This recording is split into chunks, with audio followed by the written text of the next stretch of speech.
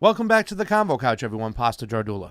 And I'm Fiorella. And Johnny Sue is still spinning on those ones and twos. Fam, we had a good show yesterday. Normally we do a Monday, Wednesday, Friday live stream, but we decided to do a live stream today in lieu of everything that happened yesterday. Censorship still running wild. Yep. The Reddit scandal, the Redditors, or the Robin Hood scandal, whatever you want to call it, still very fresh and stuff, and a lot of things to talk about. Yeah, I got a lot to say about the whole AOC thing.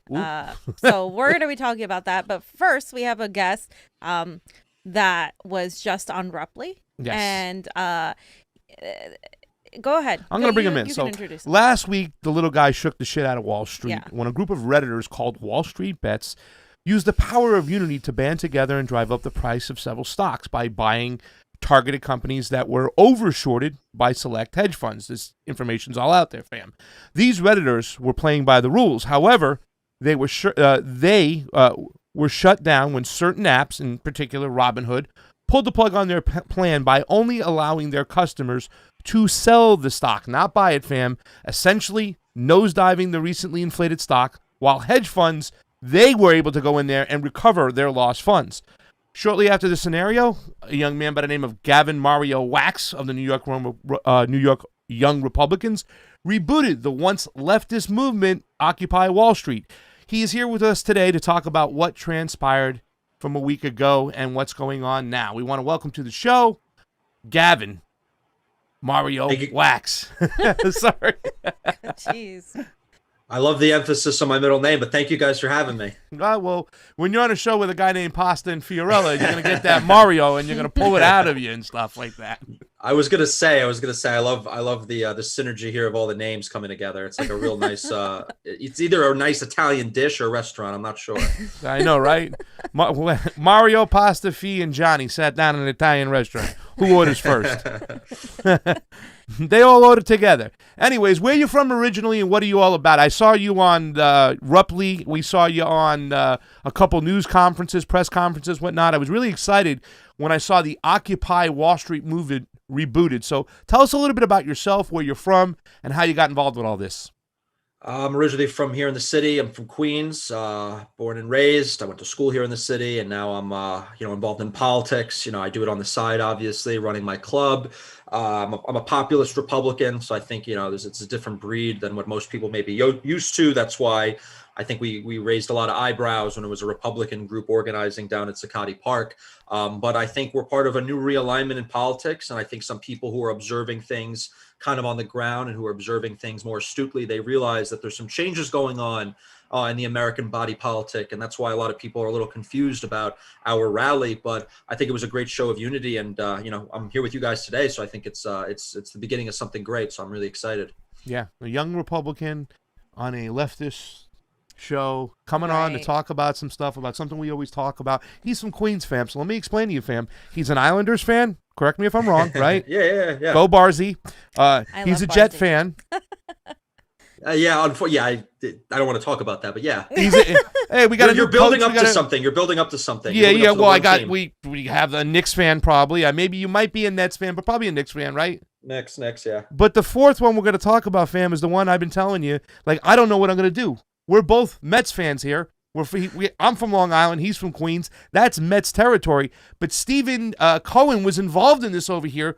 So right out of the gate, how do you feel about the Mets? Are you going to protest this year or what? Well, first, I knew you were not from California the second I got on here because I was like, this guy does not sound like he's from California. But I'm glad you said Long Island. And as far as the Mets, I'm protesting them every year. It's nothing new. This is just more reason to protest. But Steve Cohen, what a clown! What a clown! Who buys a team like the Mets unless you're looking for clout?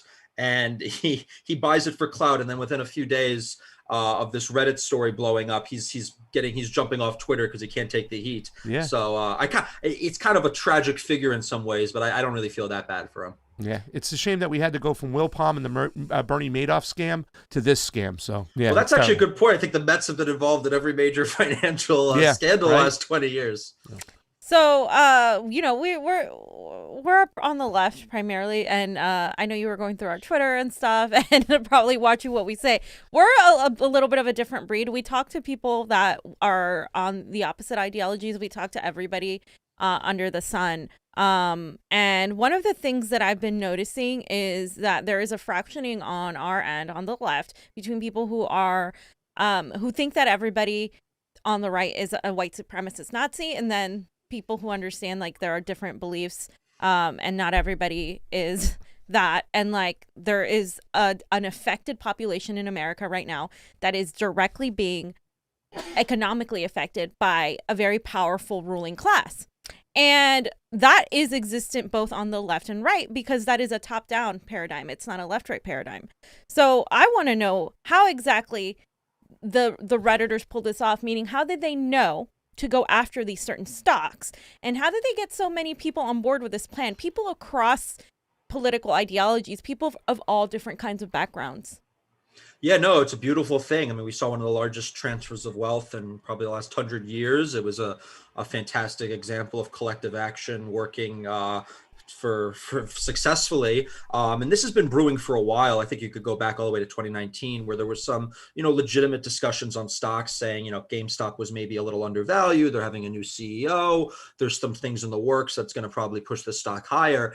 And then I think once information started to come out about how overshorted this stock was, particularly after COVID had hit and a lot of issues in the market started to arise, AMC was one of the other stocks that got hit hard by these overshorts. I think it merged into less of a financial gain type of thing and more into like, oh, this is a principled, we're making a stand, they're overshorting, let's stick it to them. We'll also make some money while we're doing it. It's a win all around. And they were able to really drive this price up over the last, few weeks, few months. And it's done more to rattle the establishment, institutional wealth, concentrations of wealth and power in our country than really anything in a while. I think they lost something, like I said, $70 billion. And they're using the entire force of corporate America, the state, to basically vilify a bunch of anonymous guys and girls on Reddit buying some stock in their free time. I mean, it's really a joke. They're really trying to flip the David Goliath story on its head. But the price went up. And these arrogant hedge funds, they didn't do anything. I mean, when it hit $40, they were already kind of screwed. But they only really started to shit their pants once it hit $400. And then they're calling all their favors. They're calling all for their friends to come bail them out. So I think it was a mix of arrogance and incompetence on their part. And you can see them self-projecting their insecurities when they go on CNBC or wherever, and they call these guys unsophisticated. They call them mediocre. They call them amateur, which is kind of hilarious considering these guys just bankrupted multiple hedge funds. So obviously they know what they're doing. So maybe you should pay them some creed, pay them some attention, because they brought you on your knees. So, I mean, it's interesting. Yeah. Well, is there a leader of the group? Is there a mastermind, somebody who kind of, we always say we need a leader in a movement. Is there someone in this Wall Street Bets movement that kind of orchestrated this whole thing? There was that one user who I forget the name, who I think they traced back to really originally pushing the GameStop stock, and he showed his portfolio. He had the stock early. I mean, there's the chairman, who's kind of an amalgamation of these moderators, but it's really kind of an anonymous, non-hierarchical movement.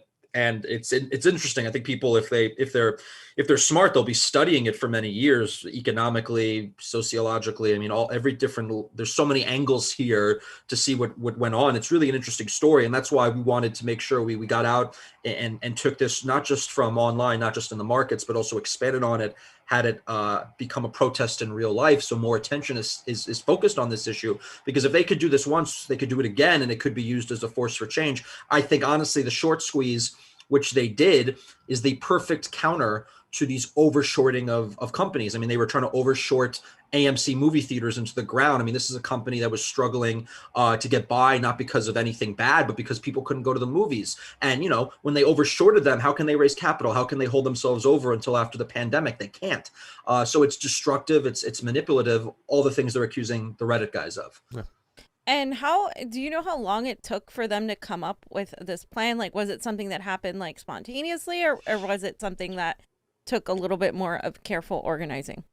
I think it kind of built over time. Like I said, I think originally it was more of just, this is an undervalued stock that's being shorted. It probably could go up. And then as, buy call options were coming in, the price started to move. I think the dynamics started to change, and this became much more political. And, then when the trading was shut down with Robinhood, I think that was the real tipping point. I think up until then, it was more of a financially driven thing. And then at that point, when they shut down trading, I think a lot of the dynamic changed to be, no, we have to stick it to them. This is about the principle of the matter. And if you think about it, I mean, these guys sacrificed a ton. Some of these guys were sitting on gains, millions possibly. I mean, if they bought this thing at $5, who knows where they ended up, but they were certainly sitting on massive gains. They could have cashed out.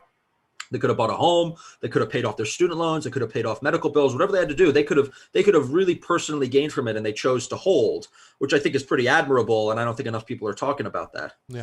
Well, we're going to talk about that right now because it's kind of funny because last night I saw this tweet up there by Mr. Quigley, and it's kind of funny because today you had it in your Twitter feed too as well. And it really talks about who these people are, but more importantly, what the mainstream media and the establishment, how they're trying to frame these guys for who they are. Because you just talked about some of these people could have made a lot of money, but they held on. And that's something upstairs that's making these people go, wait a second, something inside that's really driving them to anger. But let's just take a look at this little video. You put it up. This is on Mr. Quigley. This was on MSNBC. And this is them trying to smear these people because that's what the establishment does when they don't like when somebody's doing something. They smear the person. Here it is. Maybe you're learning here. Maybe it's fun, fine. Maybe it's a movement. But be prepared to lose 80 to 90% of it. And if it's still worth it, then have at it. But the biggest loss of capital here will be the human capital of young men who are sitting and staring at their phone and watching the price of Bitcoin or the price of AMC. And ask yourself, would you be better off taking that 1, 2, or 3 hours a day and working out, trying to form relationships with mentors, with romantic relationships, with people at work, getting great at something so you can be the person on the other side of the trade?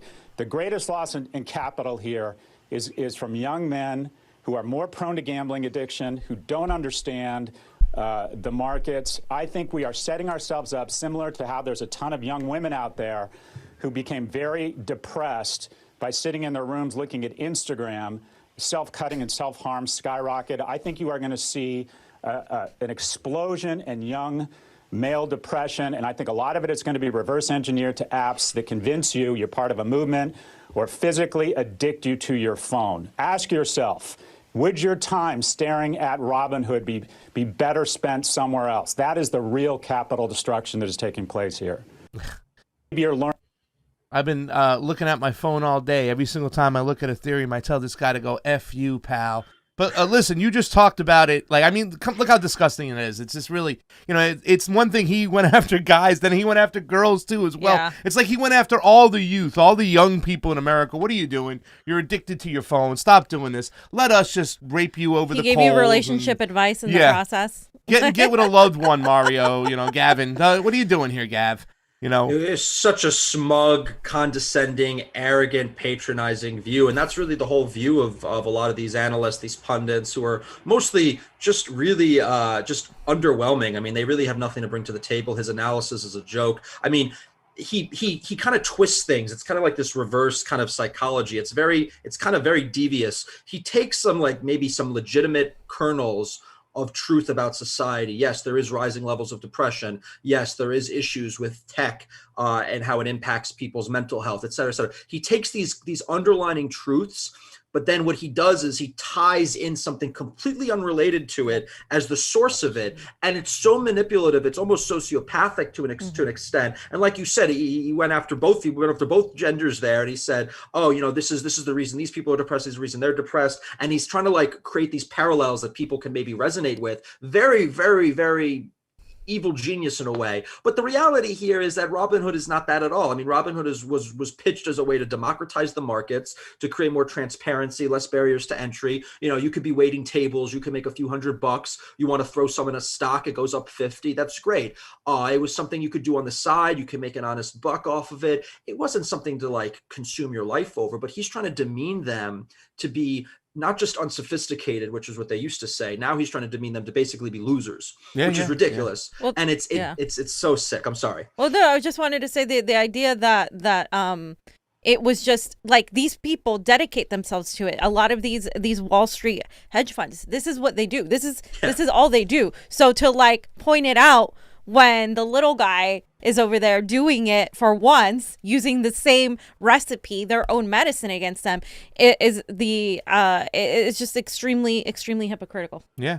To call the guy who bankrupted multiple hedge funds and who's probably sitting on $1 million a loser it's kind of rich. I don't know what kind of world we're living in now, but it seems like that guy's a winner. I mean, he did some incredible things. He's going down in history for it, even if people may not know what his name is or what her name is, whatever it is. But the fact that they're trying to just reframe this as it's like this, all these losers, because I know tons of people who got involved on this, tons of people who were just, not involved really with Wall Street bets. They joined in later, not really involved politically. And they've been, woken up to a lot of things that's been going on in our society for a while. And they're all normal, well-adjusted people. Everyone I know who has bought in to this whole meme stock, GameStop phenomenon, normal, good people. None of them had any issues. I mean, I think the people that have issues are the ones that go on CNBC and start crying crocodile tears because they finally lost money on the markets. Yeah. Well, you also talked about some of these people hold on to the stock. They could have cashed it out, made a lot of money and whatnot. But there seems to be some type of driving force inside some of these people. Why are these investors or these Redditors so damn angry? Why are they mad? Because let's be honest right now. Let's not sugarcoat it. This looked like this was a specific targeted hit going after these hedge funds, and it seems like there's a little payback. Why are they so angry? Well, I think to bring it back to what the schmuck said earlier is that, there are a lot of angry, depressed people. We have a lost generation on our hands, whether people want to admit it or not. I mean, if you look at the culture, you look at what's going on, you look at the economy, this is probably one of the first, generations that's really just not going to do as well as the previous. I mean, their purchasing power is lower. Their ability to, make money is lower. They're not going to live as a well-off a life as their parents or their grandparents did. So I think there's a lot of people that just don't realize what's bubbling under the surface. And there's a lot of anxiety. There's a lot of just frustration. There's a lot of broken promises. There's a lot of people feeling like they're not living to the most of their potential. And this is a society-wide thing. And then you finally get this instrument that comes around and it enables them to start making money, to start, sitting at the big boy table, so to speak, and they see massive financial gains from it, and now they're getting vilified even more, and they're getting put down more, and they're trying to shut down this new avenue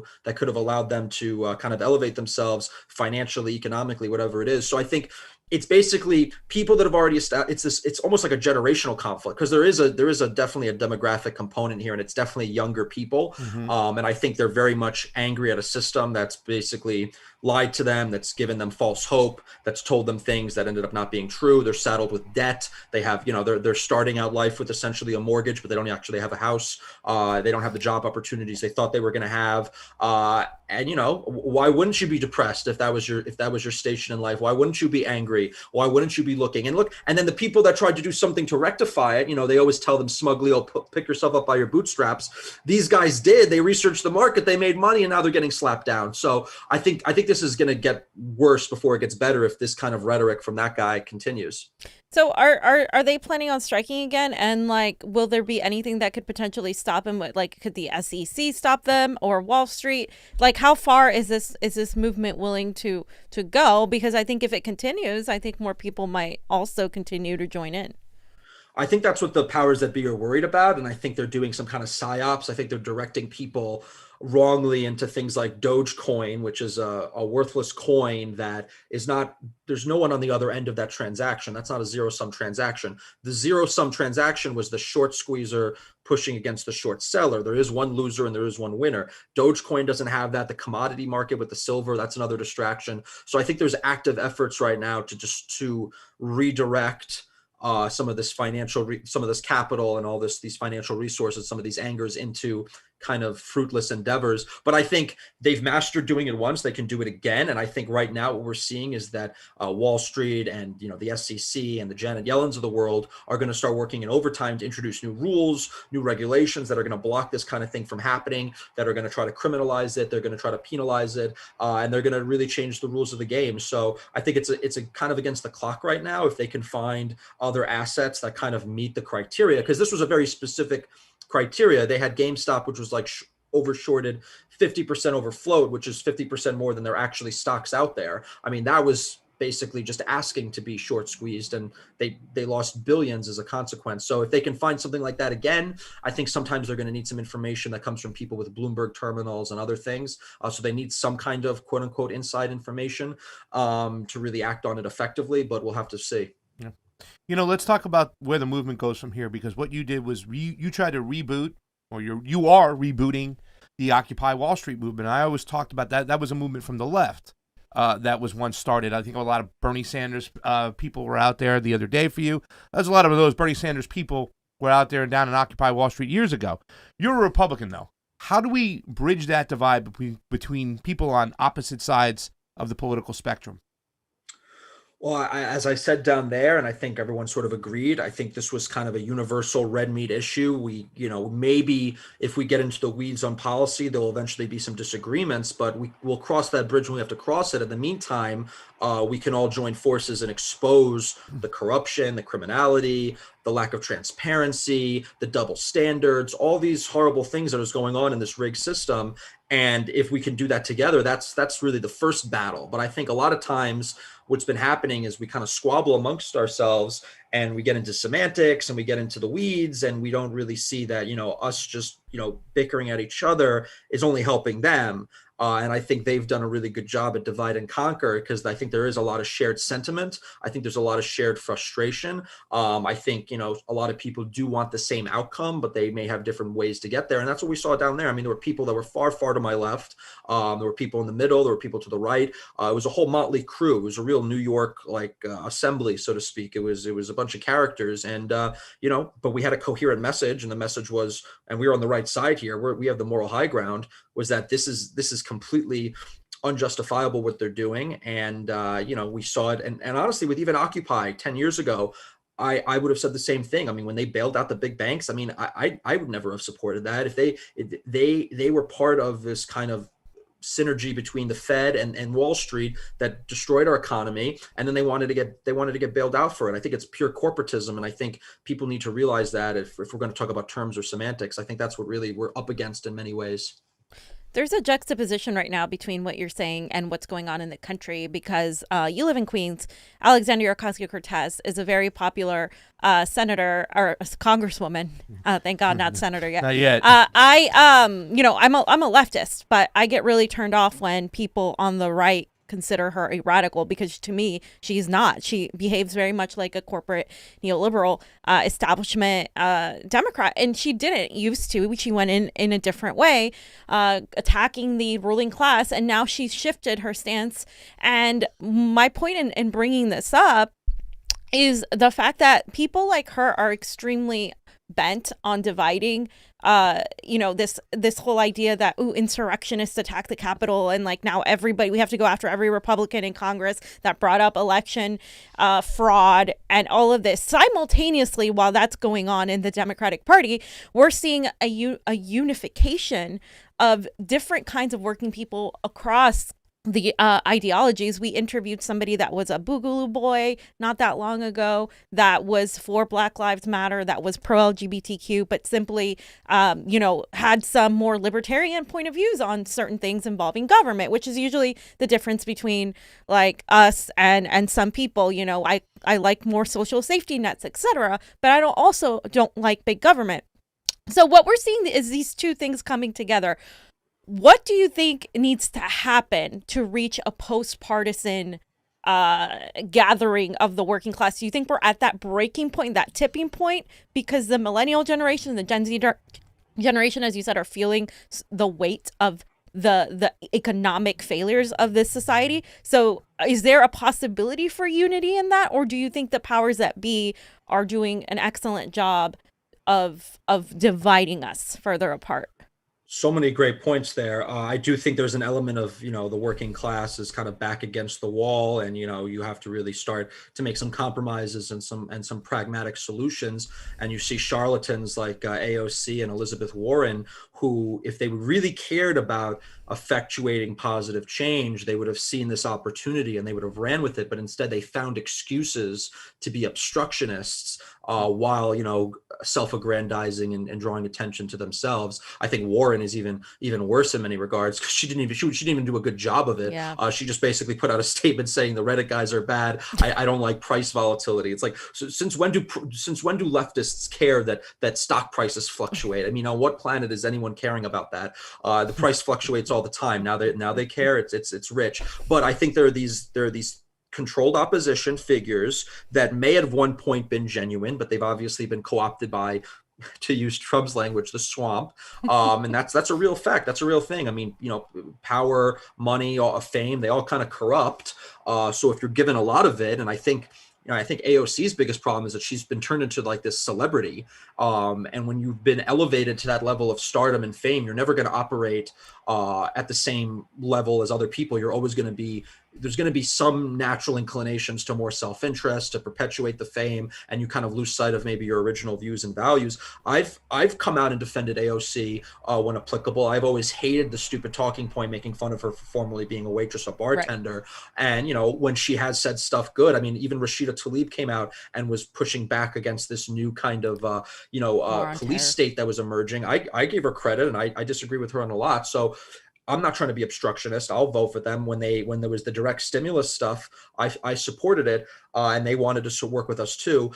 But the problem is that there are the powers that be, to the second part of your question, that are playing everyone kind of like puppets, and they love this sort of division. They love the distractions. I think wokeism is a big part of this. I talked about this with some people down there. I mean, if it was merely just economic issues and we had some differences on policy, I think there would be a lot more cross-party unity, which we see sometimes in other countries, which we've seen historically. But I think there's like this new kind of religion and cult of wokeism that just kind of vilifies and demonizes anyone who's like to the right of Ruth Bader Ginsburg, like you said earlier, like labeling everyone a white nationalist, whoever. And it's just a blocker, and it just prevents anything meaningful from happening. And until people can wake up and start pushing past that and getting real, we're going to be stuck in this kind of gerbil wheel, just running in place. Yeah.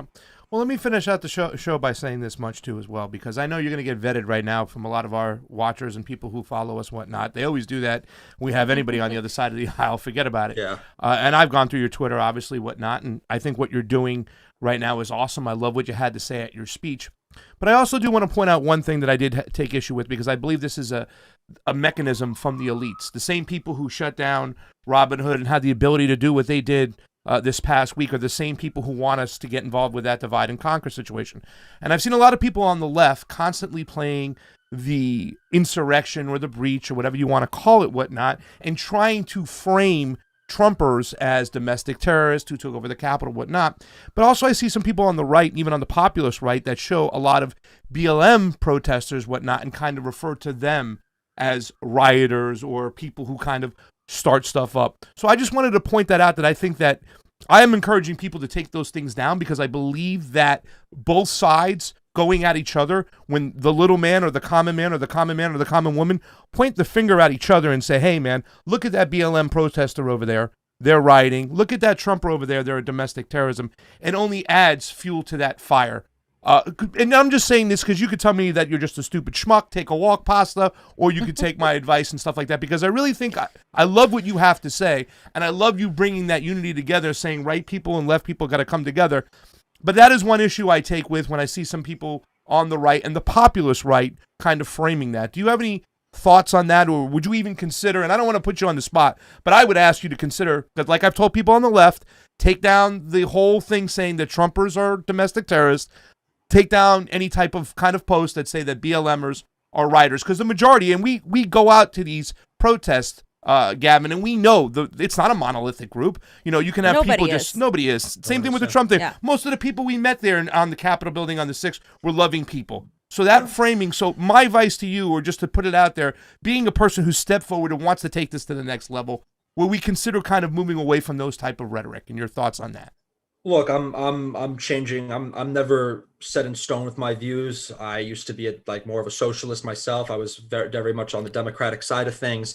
I change my views constantly. I'm always open to new ideas. I think one thing that I am kind of immovable on is I am a free speech absolutist. So if you're protesting peacefully and you're letting your voices be heard, I could disagree with you, but I'll let you do your thing. I think what's making us so divided and unhealthy is that they've shut down debate and discourse, because if you break bread with people, it's very hard for you to demonize them, and it's very hard for you to hate them, because and first of all, I grew up in New York, so everyone I knew was left wing. Everyone I knew was to the left of me, and I had no problem being friends with them. I do think in recent years that started to change. But listen, if BLM is protesting peacefully, there's no problem. If Trump people are protesting peacefully, there's no problem. Obviously, there's always going to be bad eggs. Those bad eggs should be called out. And if they are called out, then you'll never have a situation where things ever get out of hand, because I feel like sometimes on both sides, they'll excuse the bad behavior of a few bad eggs and it's kind of partisan loyalty, but then that just creates a situation where it just becomes legitimate and it gets out of hand. But look, if you're protesting peacefully and you're with BLM,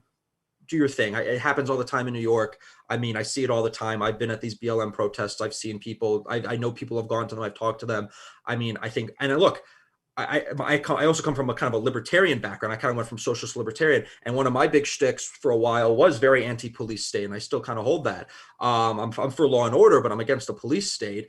And I think there was actually the thing just happened in Rochester where the little girl, 9 years old, she got pepper sprayed in the backseat. That's disgusting. That's disgusting. I'll call that out. That should be fully prosecuted, litigated, the whole thing. I have no problem doing that. And I do think there is this tendency with the way things are going now that you want to be on your teams and you got to hide behind your team wall, and it's killing the kind of middle ground. And that's what I think they're scared of most, is that, if there is that middle ground where people can kind of talk and actually go into nuance. I think nuance is dead. That's the problem. Yeah. Everything's such black and white, so stark contrasts. And, I think most people aren't aligned with that. I think the vast majority of people are kind of floating somewhere, all over the place. They get views here, they have views there. They're not really kind of marching in lockstep with everyone. But listen, I mean, if I've put out stuff in the past, I'm willing to reevaluate it on a case-by-case basis. But generally speaking, I have no problem with peaceful protest. I have no problem with people marching. I have no problem with what they're doing if it's done,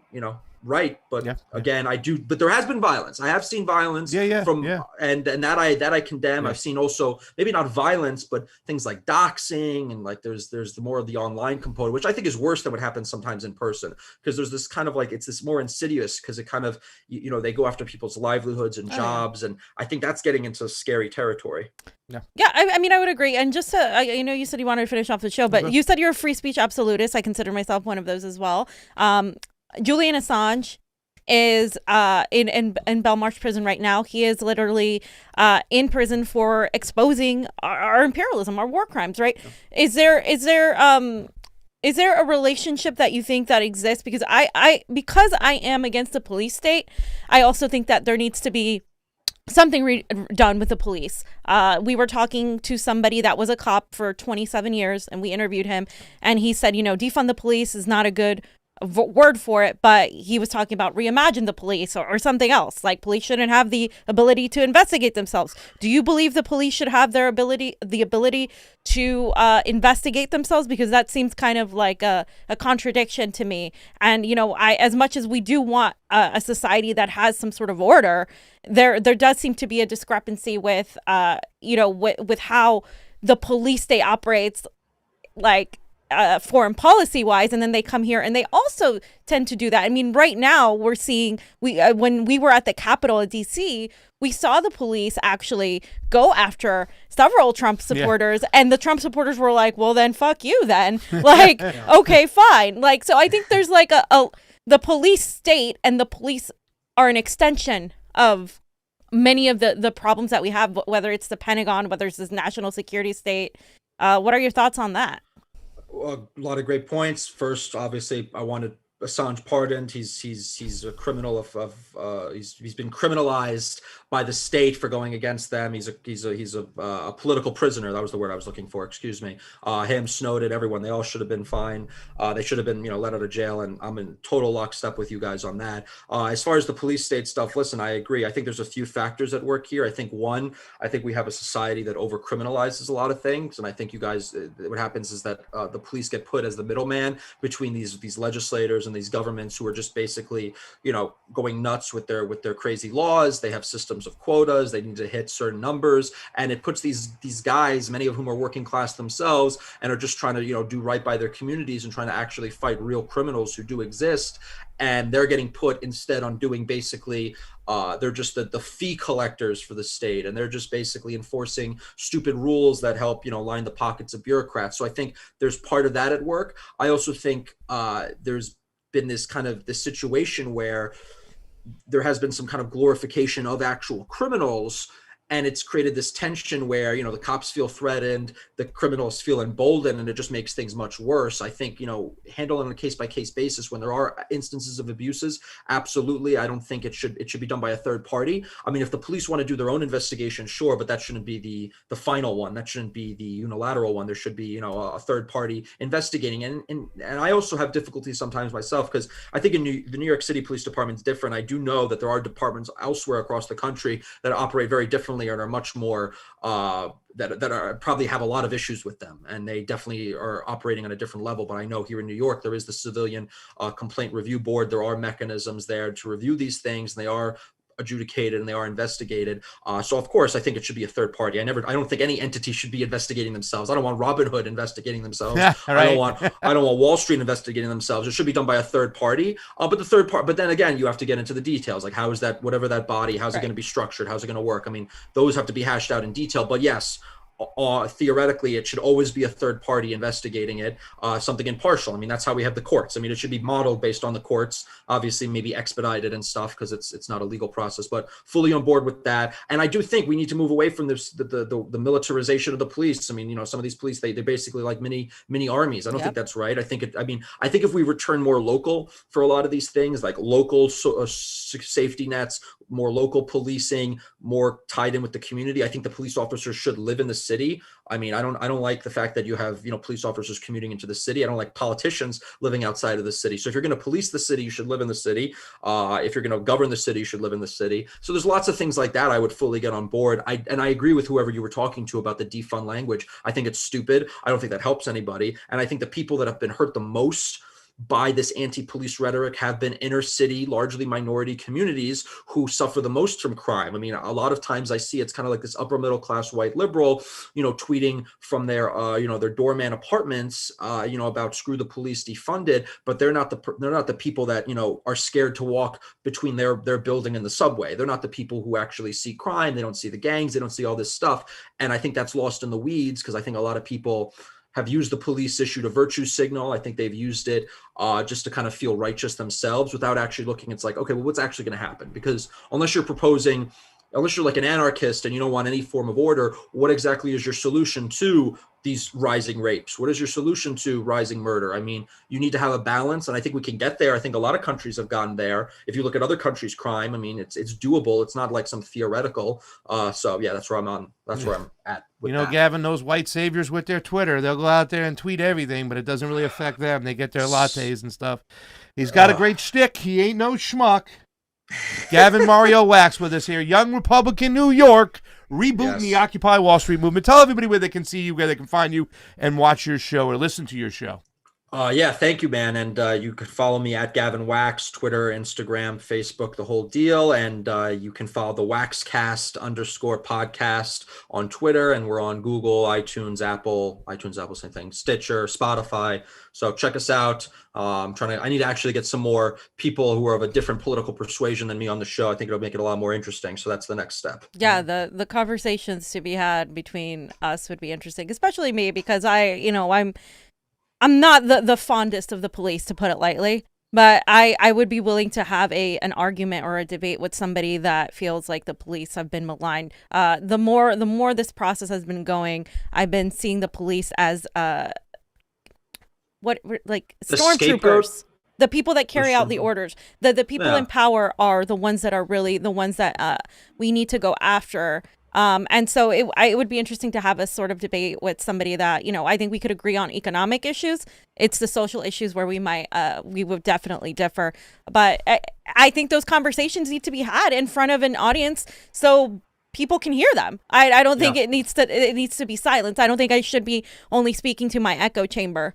Right. Agreed, So, and I think that's how ideas get refined and they get improved, and you fill in the gaps. And I mean, I agree with you. I do think. I mean, I would say scapegoated for a lot of the police stuff, because if they're enforcing laws that, like, there was that one thing with the there was this woman who would sell the I forgot the name of the food on the subway platforms, and the cops had to drag her out, and it was like, you know, the cops basically went out and they said, listen, like, we don't want to arrest her for selling the churros or whatever it was. It's like, you guys voted for this dumb law. Like, if you guys just get rid of it, we won't do it. We won't be pressured. Like, we have to, you know, they have to do their job, and it's annoying. I also think with all the economic issues that are happening, a lot of people are being driven into crime. A lot of people are suffering. There's a lot of anger. There's a lot of frustration. And then who's the front line of dealing with that? It's the cops. So they're the first people that are going to witness whatever's changing on the ground before it obviously hits the doorman building and the upper middle class white liberal. But I mean, it's there's a lot of things at play, and I think they get caught in the crosshairs, and I think it needs to be looked like at systemically, because there is rising crime,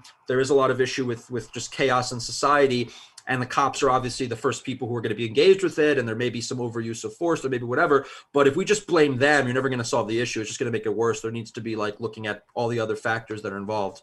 Yeah, that's Gavin Mario Wax. Hey, when you want to have some leftists on to talk about election integrity on your show, we're here, baby. We're ready to talk about it, man. I wish you guys were the Democratic Party. I mean, that's the thing. Like, we have no choices. I mean, I could never bring myself to support the Democrats, because they wouldn't have a conversation like this, and they wouldn't be open to things, at least not now, maybe 10, 20 years ago. But if you guys were the majority of that party and ran that party, I mean, I think tons of people like me would vote Democrat. Yeah, well, maybe we will one day. I doubt, but maybe we'll just start our own. Maybe we can go gold back to the Libertarian Party and change it. Gavin, thank you so much for coming on the show. It really was a treat. Let's get together soon, have you on. We can have a nice fiery talking about Medicare for all. That would be fun, right? Ooh. Healthcare would be good, yeah. We'll talk about that. Hey, go visit the guy, check out his podcast, check out his Twitter, and let's have these conversations. Thanks for joining us again today. Do you want to go to a quick 2-minute break, or do you want to go right into it? Let's go on a quick 2-minute break. We'll be right on back. We're gonna talk about Fam's favorite, AOC. Yeah. And we'll be right back after these messages.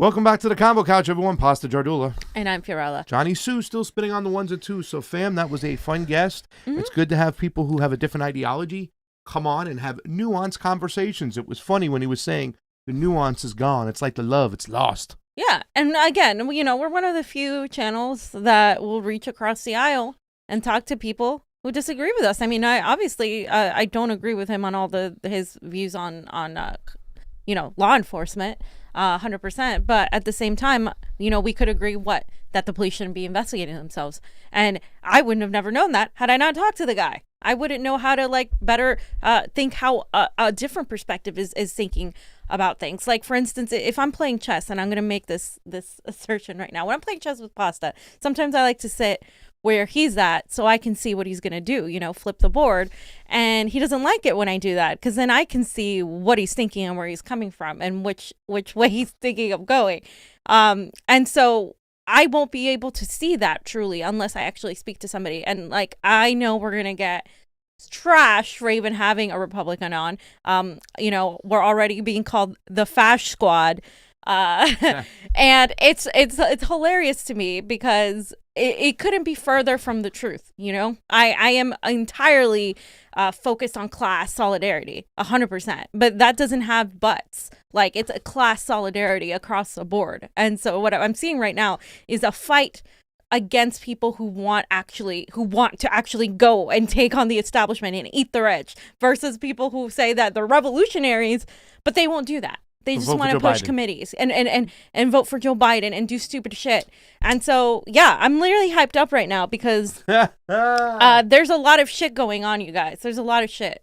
I love New York, fam. That's all you got to say is I love New York when things get down. By the way, Trey Wright left a super chat contribution. It is always appreciated on the couch. And JT says, there are some Mets fans here in the Bronx. We just don't say it out in public. You can't, because the Bronx fan, that's hardcore Yankee territory over there. Like I said, Queens, Long Island, hardcore Mets area. But, keep that quiet, JT. Don't get jumped over there in the Bronx. Steve Wilbrandt, friend of the show. We love you, Stevie W.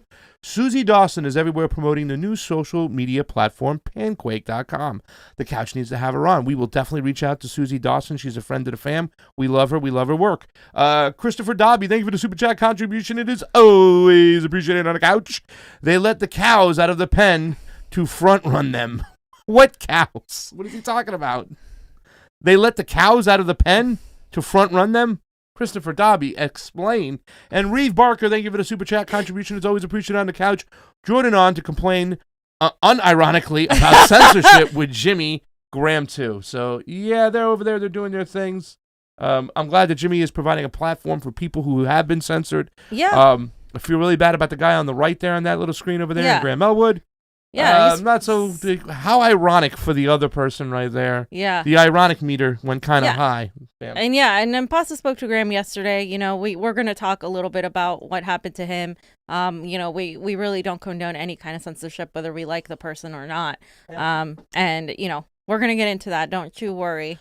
Don't you worry. On the Rokfin, Rokfin, down to 19, had 25 people watching the interview. Get over there to Rokfin. It is a cryptocurrency-based platform where you can join in on the gains. You like that, fam? A-Rem, thank you for the Super Ray. Super Ray. The Convo Couch is worthy. We're not worthy. We're not worthy. Zachary Kirkpatrick hanging out on the Rokfin with the Ray. Thank you so much for the generosity. Guys, we have 99 subscribers. We are one short. One short of getting that 100. We want to get it by February 1st. We can be a day late. Help us out if you can afford to. A day late and $1 short. Speaking about a day late and $1 short, let's talk about my favorite person. Oh. AOC. Oh, yeah. Fam. So what's going on with your girl? Okay, so I don't know why nobody's talking about this yet, because I have so much to say about this. Because, like I said, we're already #Fash Squad is what we are.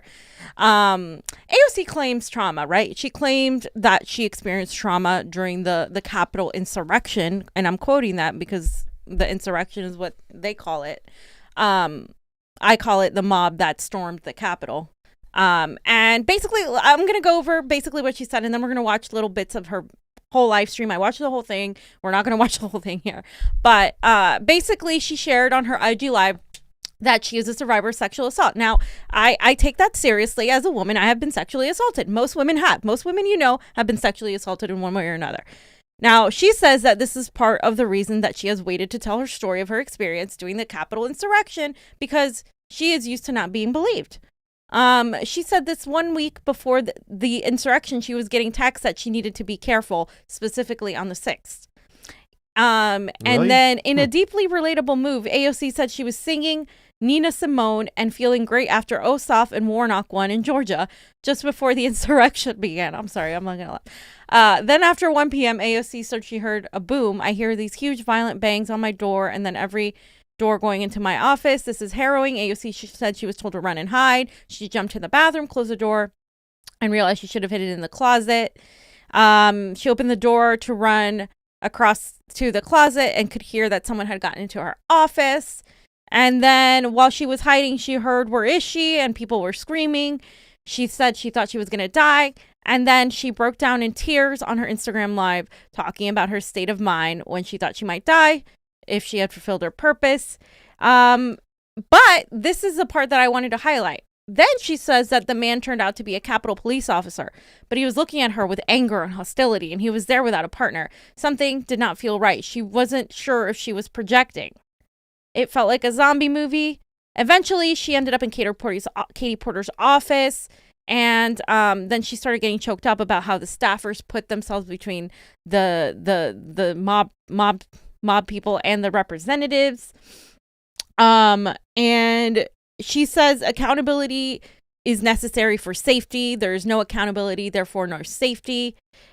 She said, quote, "You want to be president so bad that you're going to allow your own colleagues' lives to be in danger," calling out the craven ambitions of people like Cruz and Hawley. So so we're going to watch what she said, but just keep in mind, if this is her experience of what happened, right?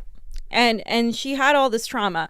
Why did she just come out and talk about this assault now when she's talking about the Capitol riots and then somehow tying it to her assault? And then also on top of that, she is politicizing this her now personal issue of sexual assault that I respect and I can empathize with, but that has nothing to do with what happened at the Capitol at all in any way, shape, or form.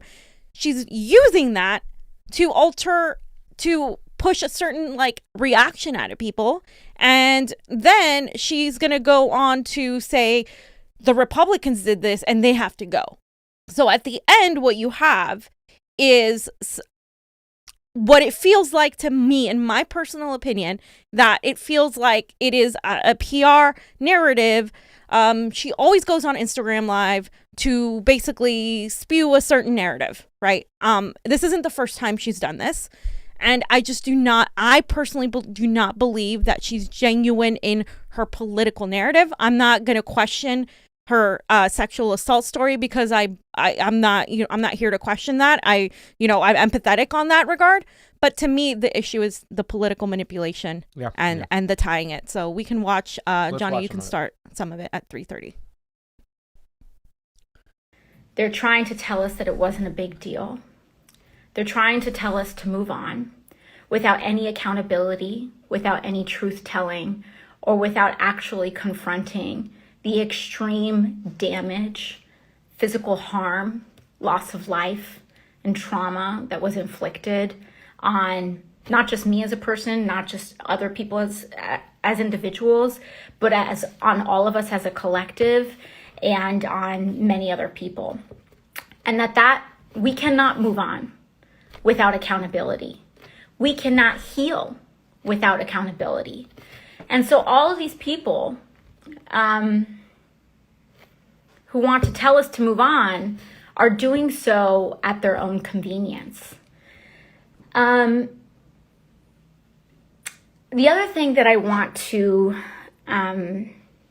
say is that to friends and loved ones close to me, I want to apologize to them in advance. Sorry if my voice is shaking, but if you are learning things about me in the course of this live that you didn't know before, and it's not, a thing about hiding or anything like that, But, Okay, you know, sometimes you just can't tell the same story over. Okay, so she was mentioning accountability, and that there can't be moving forward without accountability.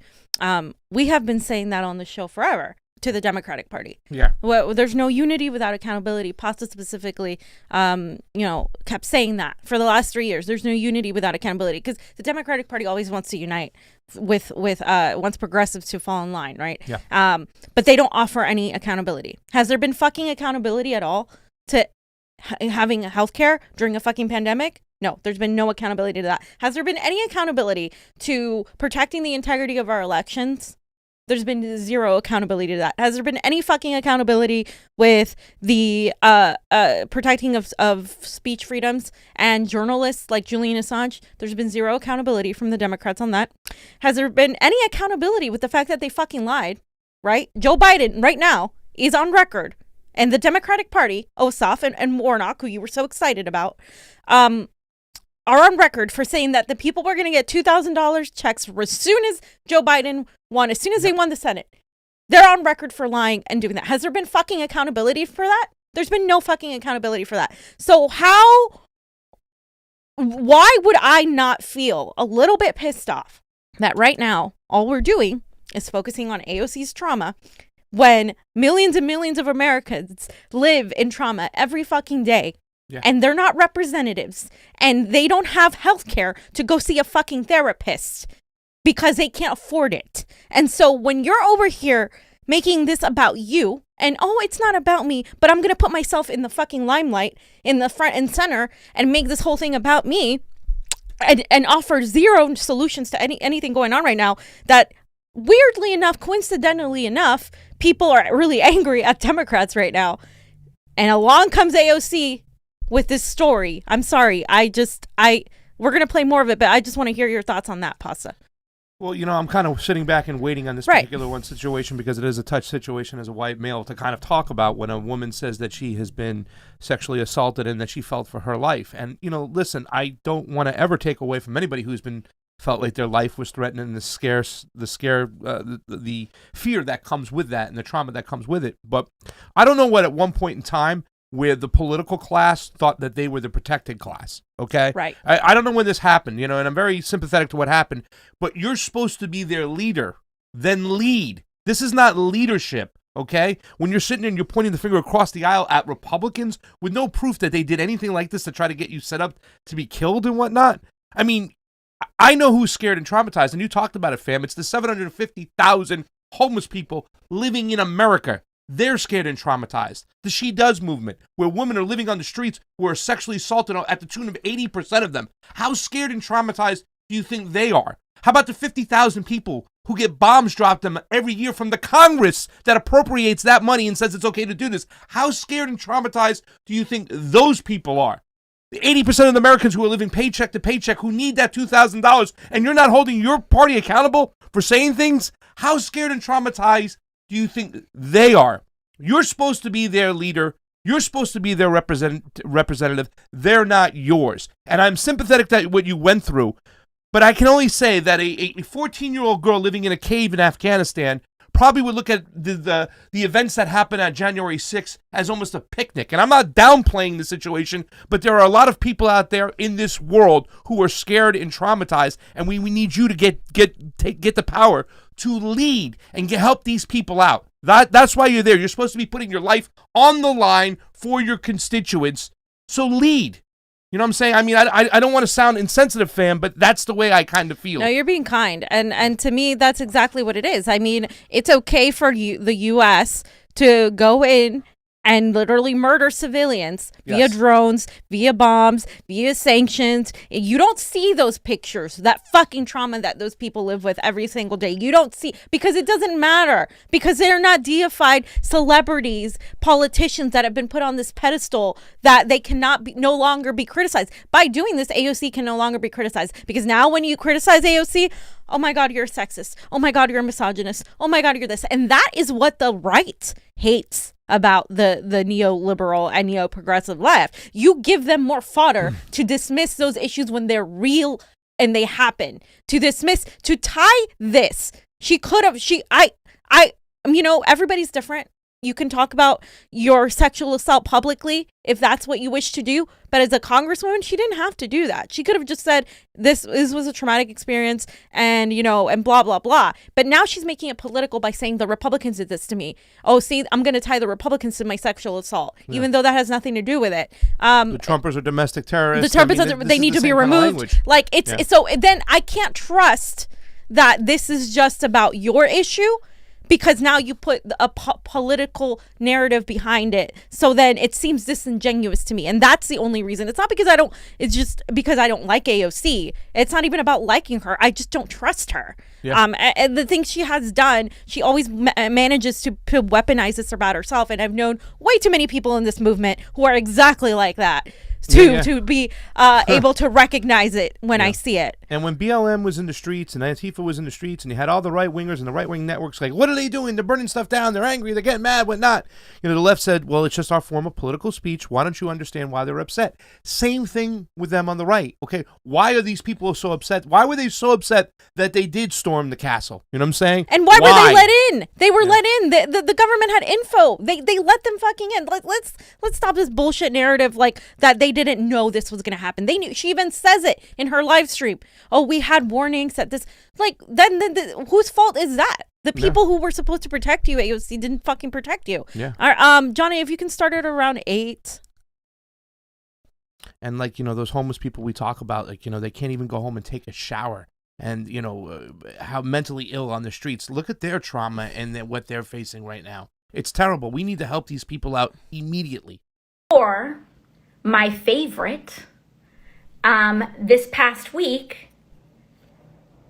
Ted Cruz and now Representatives Chip Roy and, oh, by the way, some of the other representatives who actually encouraged people to threaten members of Congress or tweeted out the location of the speaker are now telling me to apologize for saying and speaking truth to what happened. These are the tactics of abusers. Or rather, these are the tactics that abusers use. And so when I see this happen, how I feel and how I felt was not again. I'm not going to let this happen again. I'm not going to let it happen to me again. I'm not going to let it happen to the other people who've been victimized by this situation again. And I'm not going to let this happen to our country. Ever. I'm not going to let it happen.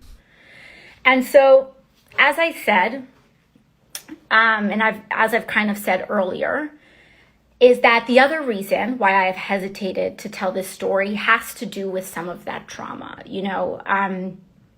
As a survivor, I struggle with the idea of being believed. And what's odd is that I am in a job where people are constantly calling me untruthful or that I'm exaggerating, etc. So there's a great irony in that.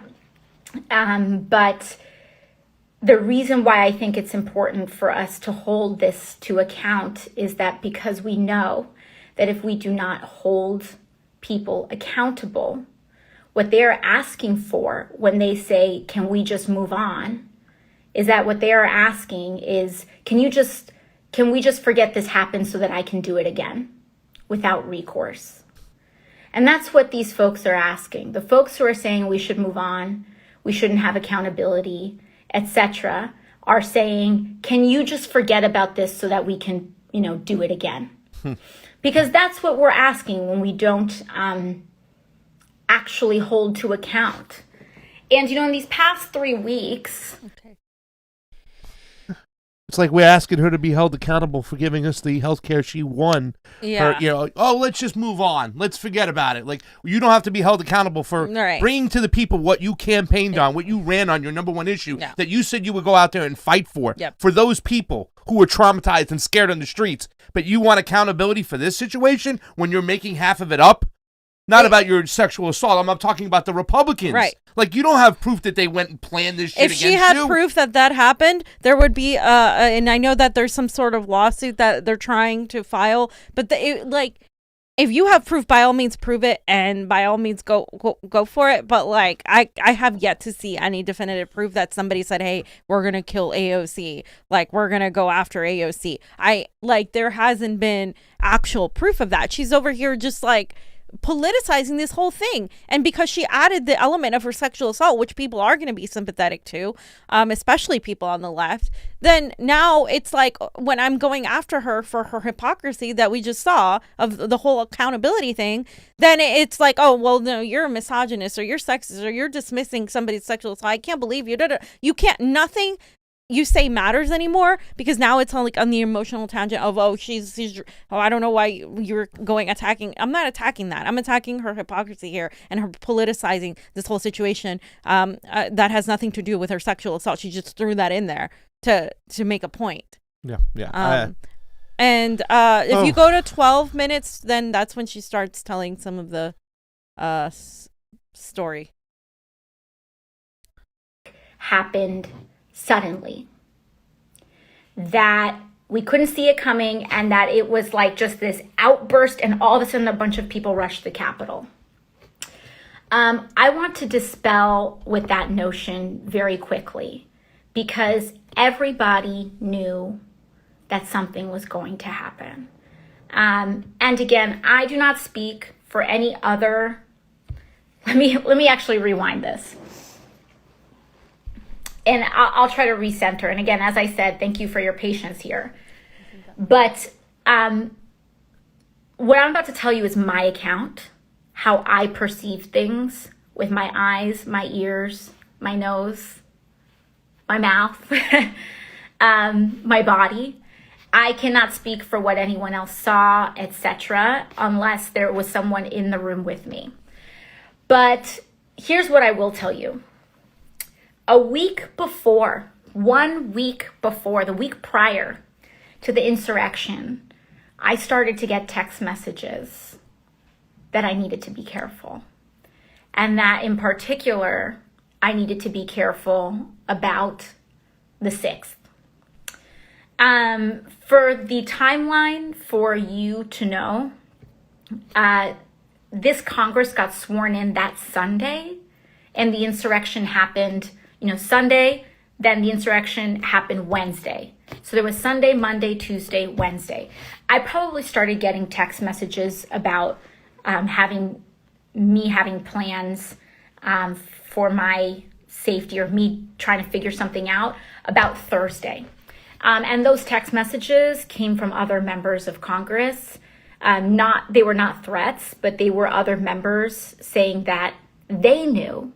And that they were hearing even from Trump people and Republicans that they knew in their life that there was violence expected on Wednesday. So that was what I was hearing that prior Thursday. So then that night, Thursday or Friday. So then that night. Okay, so I just want to go over that a minute, because that was really strange.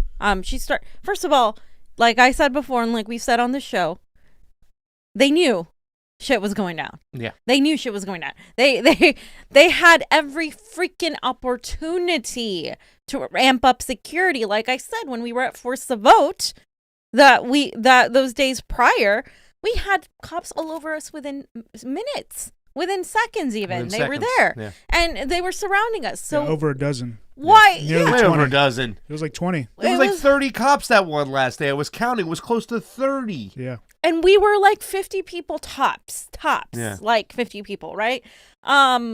So that is suspect to me that, I'm not saying she did anything. I'm saying why did they not provide any sort of protection?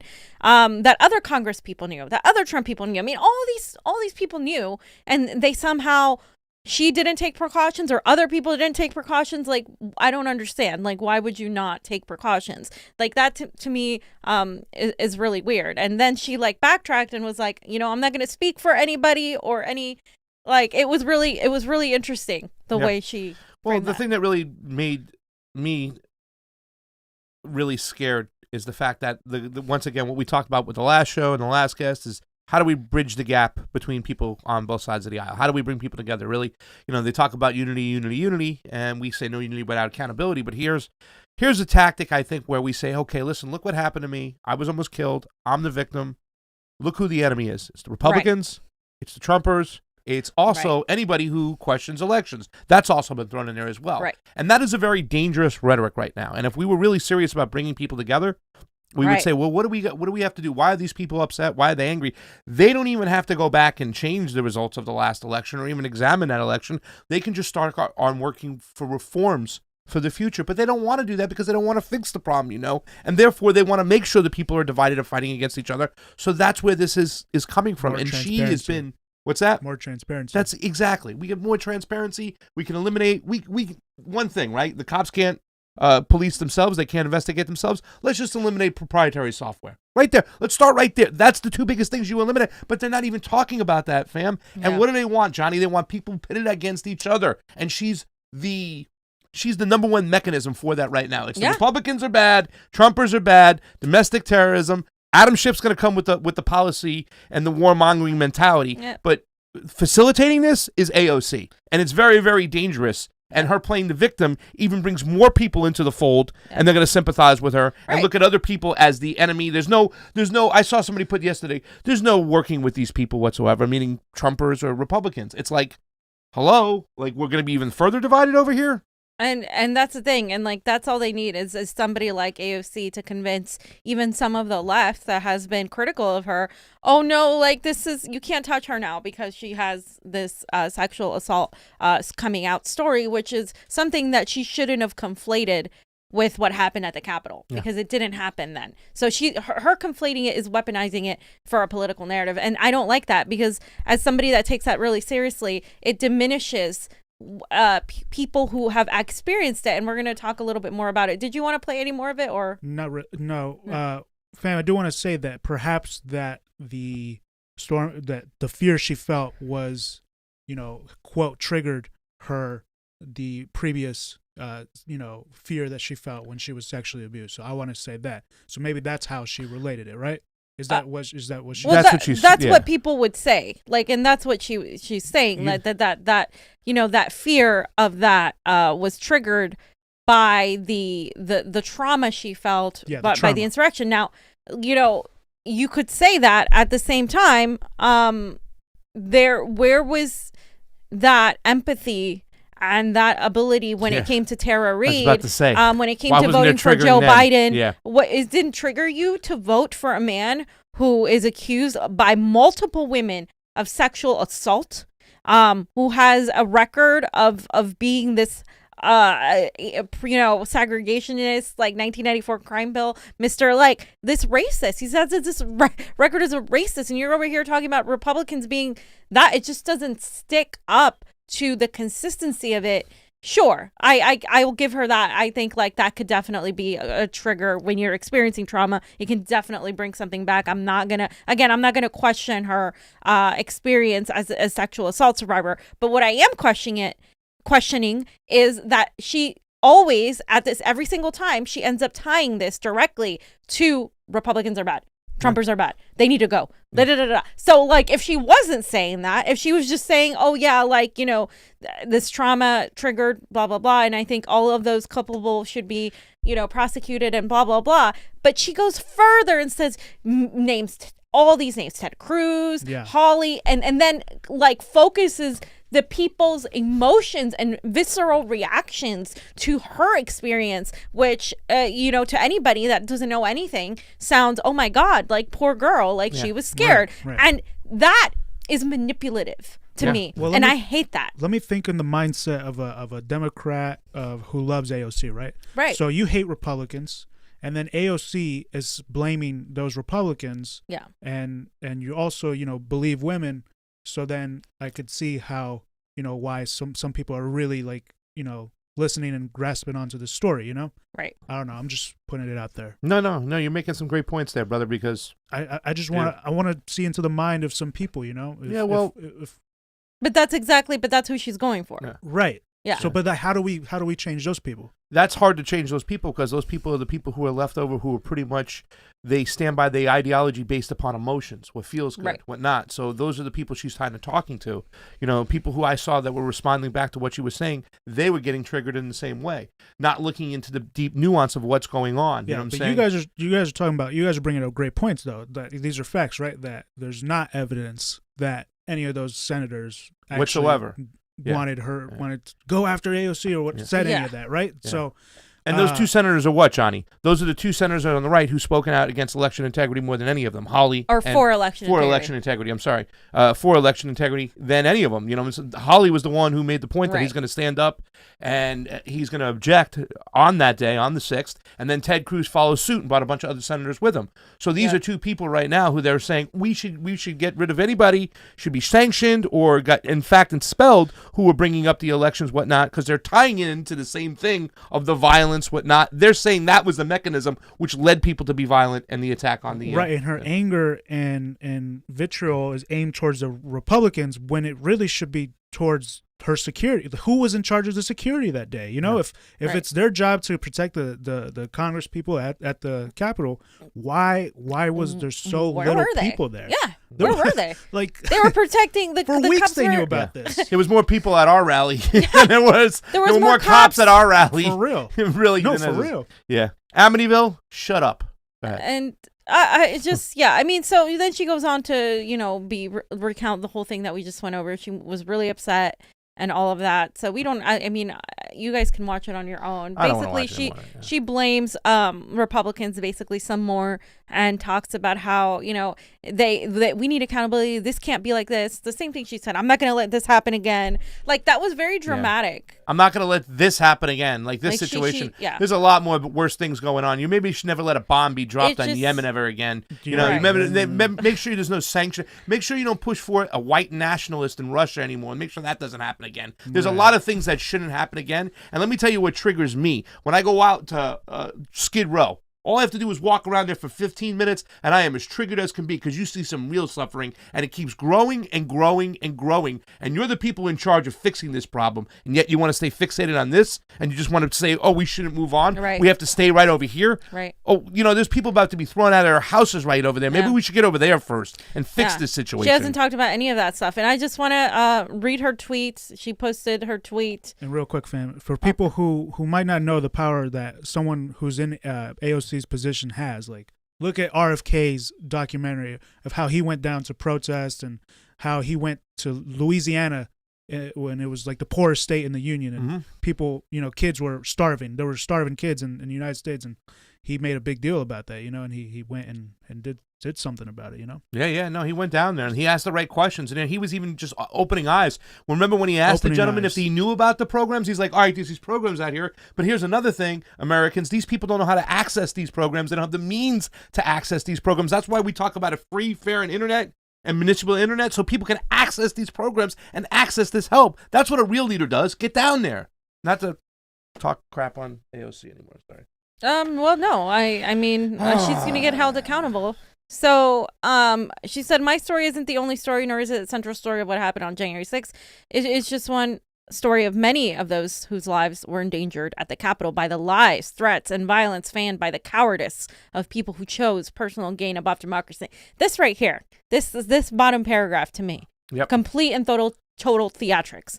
Complete and total theatrics. There's no accountability about what, completely ignoring the election, why people were the pissed. lack of integrity in our elections in general, whether it's now or before, whatever. You know, it doesn't have to be about Trump, but like there's been a general lack of integrity in our elections, completely ignoring the fact that people are poor and people haven't gotten a fucking stimulus that they should have gotten, completely ignoring the fact that people are at their breaking point. Yeah. So, and now it's just, the cowardice of the other side. Ooh, like AOC, guys, AOC was supposed to be there to take down the Democratic Party. Not prop it up. And not prop it up and become its main weapon. Like, this is not what she's supposed to be. We already didn't like the Republicans on the left. You didn't have to convince me that they were bad. Yeah. The point was for AOC to go and attack the fucking Democratic Party and bring in a wave of actual opposition to the status quo. She has become the status quo. Why am I so angry? Because I expected better from her. And I guess that's my own fault for expecting better from a leftist, because I hey, expect it too. I shouldn't have believed in somebody. Yeah. But that's what I mean. This is why I'm so angered by it, because it's like I see a person that is manipulative and that is very, very much narcissistically putting the attention on themselves. And then she says, thanks for making the space for me. I hope we can all make space for others to tell their stories in the weeks to come. And to those who wish to paper over their misdeeds by rushing us all to move on, who can move on when the individuals responsible are held to account? Who can move on when the individuals responsible are like, I think she meant aren't held to account? Because to me it's like, how can we move on? Like who does she want to hold to account to, by the way? What about the accountability by these to these politicians, to the American people? Like, why aren't you fighting for the people? Why is this now about you? Like, I just have a problem with big egos like that. And she hasn't even been she hasn't become not just become the status quo, she's become the guardian of the status quo. And that's really, really scary. And so then, of course, I have the pros, the reactions that were supportive of her, and the cons, and then Tara Reade's account. So Mondaire Jones, who's somebody else that got elected, who is another typical, boutique left type of guy that got elected. He said, I shared AOC's concern about being locked in the same room as my Republican colleagues on January 6th. So he was scared because he was locked in the same room with Republicans. They had incited an insurrection and were live tweeting our whereabouts. Some of them continue to pose a threat to everyone who works in the Capitol. They must be expelled. So then we get to the core point of the whole thing that she's saying. We need to expel these people. We want to get these people out. Okay, so let's hear what he says. Republican members like Marjorie Taylor Greene and others, she was afraid to be in the room with them because she thought the location could be betrayed by them. And for good reason. I shared her concern. In that room, there was an announcement made by the respective caucus chairs, Hakeem Jeffries and Liz Cheney, that members in that room were live tweeting and otherwise doing interviews revealing our location. Despite having been instructed for obvious reasons that frankly should not have required instruction, not to disclose the whereabouts of 200 members of Congress who had just narrowly escaped a massacre in the House chamber minutes before. You cannot trust a number of these people, and that is an extraordinary thing to say about your colleagues in the United States Congress. But the fact is that a number of these people, in addition to having incited that violent insurrection that we saw, likely were coordinating more explicitly with these people, and the investigation is ongoing. And every day we learn more about the level of involvement of a number of our colleagues. Okay, so this whole thing is to say, oh yeah, they were coordinating with no evidence, like that they were coordinating attacks. Now, do I put it past Republicans to coordinate attacks and to do something? No. But I also think that based on what we've seen in the documents and the money set out to rebuild the Capitol and all the warnings that they had, that this is a much deeper operation than the right wingers doing it, and the level of how quick the legislation is there to push this whole new war on domestic terrorism and the censorship. To me, it does scream inside workings, but it's not on one party. It's on the establishment that benefits from this. And meanwhile, AOC gets to tell her story. And then what are we talking about? We're talking about AOC's story. We're not talking about that America is a fucking failed state and that people are suffering right now. And we're focused on expelling Republicans, impeaching Trump, all these things that are completely irrelevant divisive, but even more irrelevant to the fact that Americans are suffering right now. Go ahead. So I just want to read some of people's reactions, because this is why I think AOC is dangerous. Twitter reacts. Because this person said, one of the many important points AOC made on IG was that without accountability, when given the opportunity, Cruz and Hawley will do it again. She's absolutely right. We'll do what again? Like, what do you mean? What do what? They put it up right there next to it. Okay. No, the one to the left there. Oh, one over, right here. To the right. Okay. Yeah, So Katie Porter also recounted how she and AOC were hiding in her office. Let's hear Katie Porter, who we've known for a while here on the show. Did you know just how deep Congresswoman Ocasio-Cortez's fears were at that time? Well, at first she saw me, and we waved. I went into my office, and a couple seconds later, she knocked and she said, could we come in? And I said, of course. And she began to, her staffer was trying to describe what had happened. And Alex is really usually like unfailingly polite and very personable. And she wasn't even really talking to me. She was opening up doors. And I was like, can I help you? Like, what are you looking for? And she said, I'm looking for where I'm going to hide. And the thing that will always stay with me, the two memories that really, especially as a mom, I think were just really powerful for me was when she said, I was saying, well, don't worry. I'm a mom. I'm calm. I've got everything here we need. We could live for like a month in this office. And she said, I just hope I get to be a mom. I hope I don't die today. And the second thing is she was wearing heels. And I remember her saying to me, I was wearing flats. And I remember her saying to me, I knew I shouldn't have worn heels. How am I going to run? And we went and we found her a pair of sneakers to wear from one of my staffers so that she could run if she needed to literally run for her life. How long? Okay. So I don't know, just your reaction to that. Damn, there was like a whole media thing about this. Yeah, right. I didn't know that. So that changes it completely because when the mainstream media focuses on something, Yeah. propaganda, right? The there. mainstream media will never, ever, ever prop up a woman of like who is an underdog, who is actually an underdog, but a threat to them, a threat to the status quo, who is actually going out there and really threatening their livelihood. The mainstream media doesn't prop up people like that.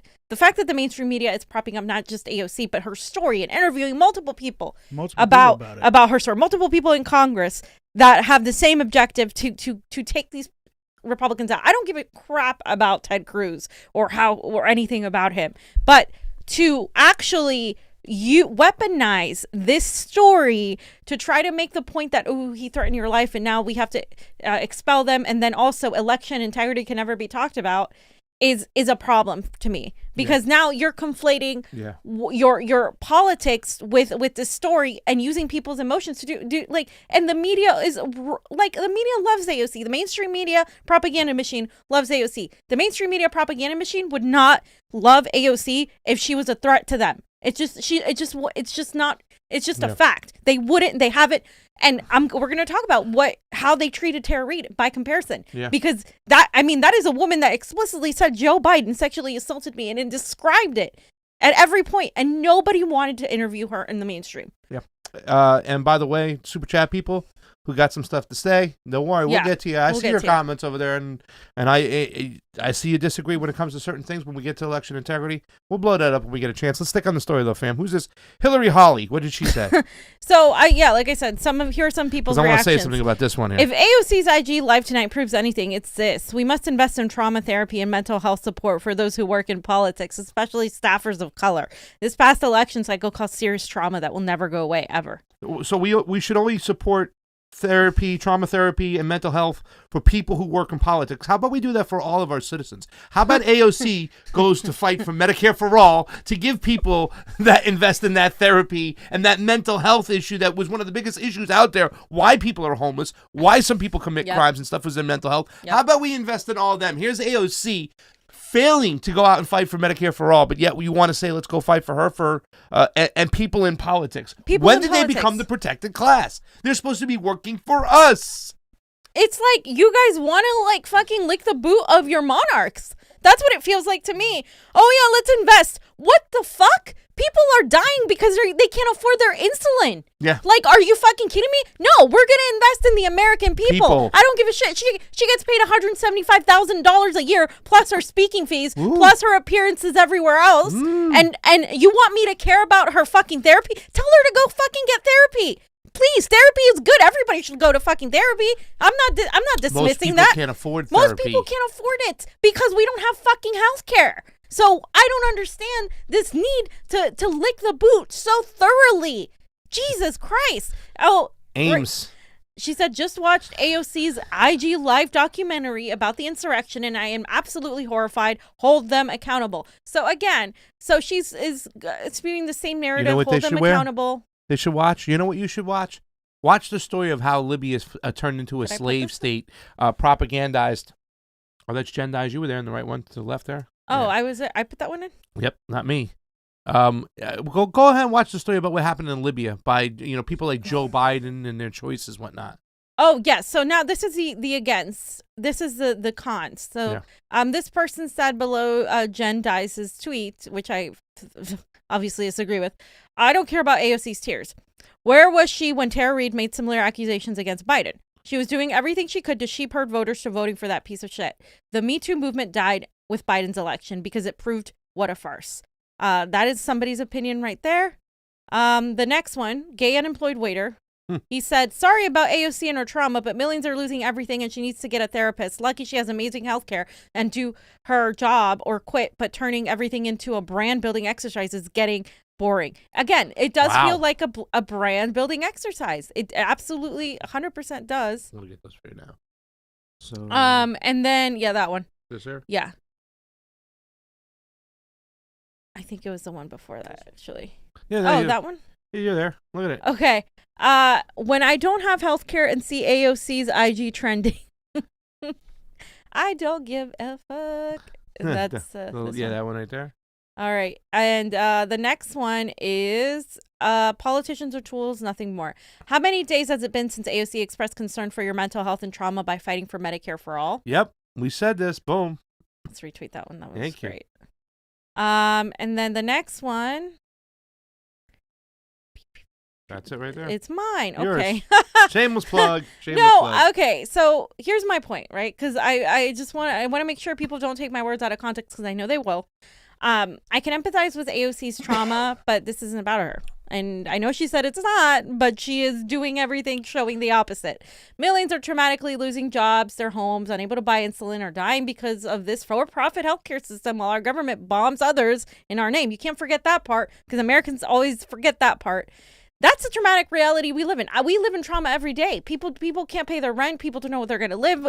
We don't have health care. We don't have all these things. I'm sorry. It is a very privileged point of view to take to say, oh, AOC's trauma has to be put pretty much at the front and center. Now, Tara Reade is somebody I respect very much because she came out and got brutally attacked unfairly for telling her story about Joe Biden. Now, Joe Biden doesn't have her only. He has a plethora of other accusations as well as his own record that we can look back onto policy-wise, right? And Tara Reade wrote an op-ed, and her op-ed tweet basically said, I believe AOC when she said she is a survivor of sexual assault. Why could she not say the same about me? And I don't know why it's not coming up, but basically she talks about how when initially, and she did it for RT, so call her a Russian bot. Nobody really wanted to interview her. She said the Congresswoman's revelations about her trauma have been unquestionably believed by the media. Yeah, I could barely get anyone to listen to me when I spoke out. Once again, it seems #MeToo only applies when politically convenient. As I watched AOC's online discussions about trauma and being afraid for her life at the Capitol building in Washington, D.C., I felt compassion and the pain of recognition. I had something dark and life-altering happen to me there, something that shattered my future until I finally spoke out. And I just want to read a part of it. Instead of support from Me Too and AOC or any Democrat, I was silenced and shamed for even daring to speak my history. Joe Biden was placed in his present position of commander-in-chief, and my messy, inconvenient story was shoved under the recess while New York Times, Newsweek, and other mainstream media lavish propagandized praise on Joe Biden. I will not call him president. Respect must be earned, and this man violated me, then covered it up, and then went to lengths to silence me. Joe Biden will always be that arrogant, insecure man with greasy hair plugs and cold hands who took my innocence in that hallway. At my heart, at the heart of the country's symbol of democracy. Do I believe AOC? Yes. However, does AOC believe me? On the subject of my assault, she has publicly waffled about my experience being not clear cut, so as not to upset the sainted Democratic leadership. Time will tell if AOC truly stands with survivors. Do I believe the Democratic Party uses the Me Too movement as a shield and holds it up only when politically convenient? Absolutely. I will believe there is a real movement in America to end rape culture when belief in survivors is not a partisan undertaking. I will believe in the movement when Joe Biden is held accountable and there is a Senate investigation into what happened to me when I worked for him, or a release of his files in the University of Delaware, now sealed out of the FOIA's reach. Until that day, in my view, the hijacked Me Too movement lay strewn among the empty hashtags like political roadkill, forgotten and sad. By coming forward, I had my life threatened, my character smeared, and was called every name imaginable until I was dismissed by certain media. I have even been threatened with prison. However, I will speak about what happened. Nothing will silence me. So I hear you, AOC, about the injustice and trauma you endured. Do you hear me? This is very, very powerful from Tara Reade, and I want to hear you guys' perspective on this because, you know, you're kind of holding back because you don't want, you know, to seem insensitive to the subject as a man, and I totally understand that. But this is me as a woman who has experienced this before, and I think I get really angry when other women weaponize things to get a political narrative because it makes other men not believe real like situations when they're expressing something, and it like clouds everything with politics when this shouldn't be an issue that's clouded in politics. It should be, sexual assault is a serious issue. It shouldn't be political, and now it's become this political thing that the Democratic Party weaponizes when it's convenient. Johnny, anything else before we get to the super chats? Fam, great stuff. And I guess we could just wait and see what happens, what not, you know, with this whole situation. I really see more dark days ahead of us when we cannot repair the bridge and both sides are just constantly demonizing each other. And situations like this happen where it's going to, a lot of people, no matter what, you know, the way she tied this whole situation into what happened, it's not helping, you know, and I don't want to seem insensitive, so we'll just have to wait what happens. Yeah. Ona Kakala Ono, how you doing? Hola, Pasta Fiorella. Ke Kiki Ne Ola Ika Hoki, which means I love you very much. Thank you for watching, and we'll see you soon on the Convo Couch. That's from Ona. Thank you so much, Reeve Barker, for the super chat contribution. It's always appreciated on the couch. AOC and Porter's offices are not in the Capitol building. This seems pretty important to this. I don't know, maybe it was a small, I don't know what kind of offices. I've never walked inside there. I don't know what's going on. In sports, we call this looking for a way out. AOC has discussed leaving politics because the kitchen is too hot. $75,000 speeches is a much easier living. Yeah, no doubt, sport droppings. And Ona, again, thank you so much. Understand, being sexually assaulted creates the trauma that can be triggered at any time. But then why did she back Biden, who gropes kids and assaulted women? And and on a regular basis, we see that, whether you believe Tara Reade or not, we see Joe Biden's behavior all the time, touching, grabbing, even the biting one. Remember, he tried to bite his wife's finger. It's very weird. And there's been multiple people, whatnot, you know what I'm saying? It's not just one. And the same people who were saying, you know, Kavanaugh, no, why didn't they do the same thing and say no against Biden as well? That's a big question. A lot of people on the right question that all the time. They said, you're going to go after Kavanaugh. Why didn't you go after Biden? Especially there was a lot more smoke when it came to Joe Biden. Sports droppings, thank you so much. Please stop allowing Cruz, Hawley to be election integrity allies. There's real court-proven GOP cheating in every general since Y2K, crosscheck, etc. And not one word until November 4th, a loss from them. Now, let me just say something right across the board, sports, because I think you're conflating something here, and a lot of people get confused about this. This isn't a Republican or Democrat issue. This is an establishment issue, okay? They work together hand in hand to cheat these elections. So that's why you'll see Republicans turn the blind eye to Democrats, and Democrats turn the blind eye to Republicans. They cheat it like a cartel, and they cheat in every single other area. I'm not saying that Hawley and Cruz are anti-establishment by any means whatsoever. You know, obviously, I like what Hawley's been saying a lot of times, but when you're speaking about the fundamentals, when you're talking about the framework of our elections, you're in the right place. Because even though they do say a lot of stupid things, and Giuliani did too as well, blaming immigrants, talking about the ghost of Hugo Chavez past, we still got into conversations for the first time on a mass level of proprietary software. of who holds the contracts, of actually processing the ballots and trying to access the count before you're allowed to, where are they stored, what happens to them, what's up with the chain of custody. These are things we're talking about that Hawley and Cruz did bring up in the Senate when nobody else wanted to. And in fact, Democrats who have brought it up in the past, like Elizabeth Warren, like Amy Klobuchar, who talked about the proprietary software, all of a sudden were silent when it worked in their favor. So this is about establishment versus non-establishment. It's not a left-right, Democrat, Republican issue, because yes, Republicans cheat across the board just as well. Look at what happened to Dr. Shiva.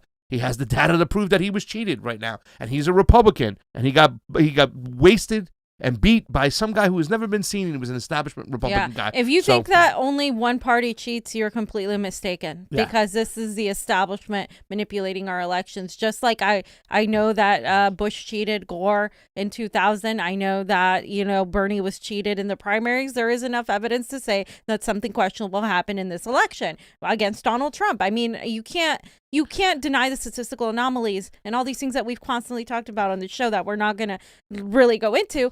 But at the same time, it's so easy to really make a boogeyman out of these people. And of course, the Democratic Party has to have a boogeyman for their shtick to work. If it's not Trump, it's got to be his supporters. If it's not his supporters, it's got to be the Capitol insurrectionists. If it's not those Capitol insurrectionists, it's got to be Marjorie Taylor Greene or whatever her name is. Like it's got to be one of these people, because now it's like, oh my God, look over there, and then you don't focus on actually everything else that's going on here. Yeah. And the language from the mainstream media has been just take the results and shut up. If you question it, you're an idiot. You know what I'm saying? Like, let's not talk about the framework. Let's not talk about how these elections work. You know what I'm saying? Angry, and it does. Just divides people further. Yes. Why don't we just say, let's fix our elections and that's it? We don't have to talk about this anymore. But they don't do that because it's not convenient for them. Either end. Republicans and Democrats who are part of the establishment don't want it fixed. You know what I'm saying? I'd like to see a little bit more leftists that are out there fighting against the establishment, because it seems like most of them are gone, or they've either capitulated to Mama Bear and the rest of the crew there. And it's kind of scary too right now as well, because the fact that they're going after people and they're using this insurrection as a way of saying, if you talk about elections, you know what I'm saying, you're awful. And it's really bad, because like we said, the framework is terrible. Sport droppings also say accusations. Biden cleared the way, and this is a serious thing too as well. He cleared the way for Anita Hill to get slut-shamed in 91 and blocked her witnesses from testifying and fraudage on girls on video. Yeah. Is that fraudage? Yeah. That's okay. what he typed in. Quote me later. This is from Ben Riley. Ben Riley, how you doing, buddy? It's good to see you. Thank you for your super chat contribution. It's always appreciated on the couch. Sorry, fam, I had to put the voice on for Ben. Ben, we love you, Ben. Quote me later. They don't want the proletariat to seize the means of production via the stock market, because then we'd be the shareholders and they would be entitled to the bailout. LOL. That's a good way of we would be entitled to the bailout. So where's our bailout? We have socialism for the rich. North American Ape, thank you so much for the super chat contribution. It's always appreciated on the couch. I just find it weird that when it's time to actually hold Biden and the Dems accountable, we're back to talking about GOP bad, way too politicized. We agree with you, North American Ape. Way too politicized is right. Ben Riley, why does Anna hate Bree? Bernie and Nina wouldn't have picked her if she was a bad person. Seriously, what the Because F? Anna is a fake boutique left liberal. Yeah. Is it Rhonda Boy? Thank you for the super chat contribution. Is always appreciated on the couch. The impeachment is stealth pardon for Trump. Really? Double jeopardy ensures he will never see a real court. The Uniparty love the spectacle. Thank you so much. The spectacle. That's the Uniparty. And sport droppings, once again, authentic allies worked this before elections. Cruz and Hawley should have supported Tulsi bills back in 2017. They're hypocrites. But they're bringing the language to the table now. Better late than never. At least we're speaking about it. I agree that they're hypocrites. This is where I think that certain people, whether they were on Trump's camp or not, they weren't really serious about election integrity. We're talking about Giuliani. Giuliani, but I don't think Cruz is serious about election integrity. I think the vast majority of them are not. I think maybe Hawley. I don't know. It's hard to say with some of them, but like I don't think any of them were actually ever serious about bringing actual election integrity, because it just seems extremely manipulated to me. Trump didn't do anything. There are people that, I was on a show last week that were talking about Trump maybe being in on this whole thing and like leaving and starting his own network. We don't know, but what we do know is that we need integrity in our elections, and I don't care who brings it up. If it's being brought up, if it's being discussed, then yeah, like I'm going to discuss it, and I'm going to, clear the nuances and where they're drifting in the wrong direction, like blaming China or other foreign agencies, when really it's our own people doing this. It's our own government doing this. The call is coming from inside the house. The call is coming from inside the house. An old school movie. Hunter Carranza. Hunter Carranza, thank you so much, guys. Thank you for the truth. It's much appreciated. Thank you, Hunter. She is on the Rokfin, the Ray. Help us out. We love you over there. Hunter. And thank you so much, Accidental Activist. We love you. Yes. Shanda, you're the best. Dark, dark days ahead. Thank God we have the Convo Couch. TCC. Thank you. Thank God we have the Accidental Activists and Shanda and Oz and all our peeps over there in Washington. We love you guys. Thank you so much. Let me just read the last couple ones right here. Ben Raleigh, sorry. Mom got really sick, so I've been taking care of her. Haven't had much time, fam. Hey, listen, Ben, we're here for you when you're ready to come back. We're glad you're back. We're glad you're safe, and we're glad you're good. Cancer and seizure and lack of health care, I'm her only support, and thank you for doing that. It's great when you support your family. It's awesome. And Malik Clary, we sent out some shirts. Got my shirts. I wanted to say thank you. I love you all. Do you have a P.O. box? We'll get you that information. I would love to send you my artwork as a thank you, and we love to have it. By the way, artwork. Was that a Freudian slip to say Congress is stocked up for the month? Yeah, I don't know. That's what Katie Porter, or I don't know if that's what you're talking about. But Ben, I just want to say I'm sorry about what your mom is going through.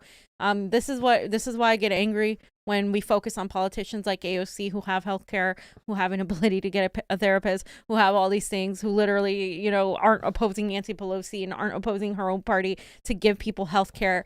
And then just, now the focus is on them instead of on what the people need in this very, very difficult time. Like, I get so pissed off. Like, why would I give a shit about her? She has the ability to get healthcare, dude. Yeah. Like, I am so sorry. Like, that is actually me being more empathetic to the working class than it is to the people. She is part of now the political class. Yeah, and she's sitting there, and we're sitting here in America, and America. Yep. America is a failed state. Fam. So Grandma would last night hit us up. We hit him up. Yeah. So he was talking to you. You can talk about a little bit of what he probably told you, but he got censored. And you guys can see, you guys can see it right here. He said, well, YouTube censorship has hit me again, this time really hard. Was it the JFK talk with Lee Camp or calling out the people with Epstein ties? Anyway, America is not a democracy and hasn't been one for decades. This is what we need to know. America hasn't been a democracy for decades. This is what we've been saying on the show forever. Yeah. America isn't a democracy. There's no democracy. Like, we have to restore the democracy. Like, there's no democracy in our elections. There's no democracy. We get censored. It's getting worse. And all they're doing is trying to divide you and have you blame one or the other when it's them at the top. Yeah. This is scary. We said this before when the left has been silent. And the left hasn't just been silent about it. They've actually cheered it on. Remember when we talked about the Alex Jones stuff back in the days? Hey, you start the censorship stuff. We don't know where it's going to end. It's going to eventually come back and get you, and it has come back and got a lot of people on the left. And that's not something to say that the left doesn't deserve it as much as the right. Nobody deserves censorship across the board. And we've seen people like Jackson Fax, our good friends, who actually helped us out with our veganism. He's been demonetized where he can't make money. Our friend Jason Burmis, once again.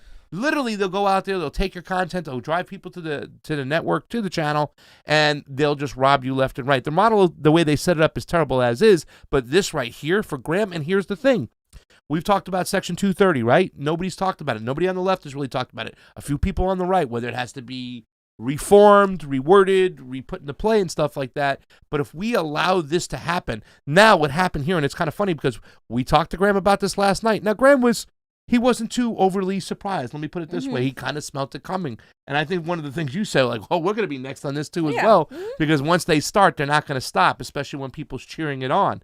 But here's the thing too as well. They're so broad. They're so vague that they really don't even have to give you a reason why they're shutting you down. Nope. Why is that bad? Because if they shut you down for a specific reason, if somebody else is not shut down for a certain reason or somebody else is let on, that gives you some Leeway. power, some leeway, and it gives you some ammunition to fight your cases in a court and say, hey, listen, I'm being singled out. This is, look what they're doing and stuff like that. That's why they keep it like this. They keep it vague. And poor Graham got shut down. But you know what? He's keeping his head up. He's going to continue to fight. So go over to that Rokfin, Rokfin.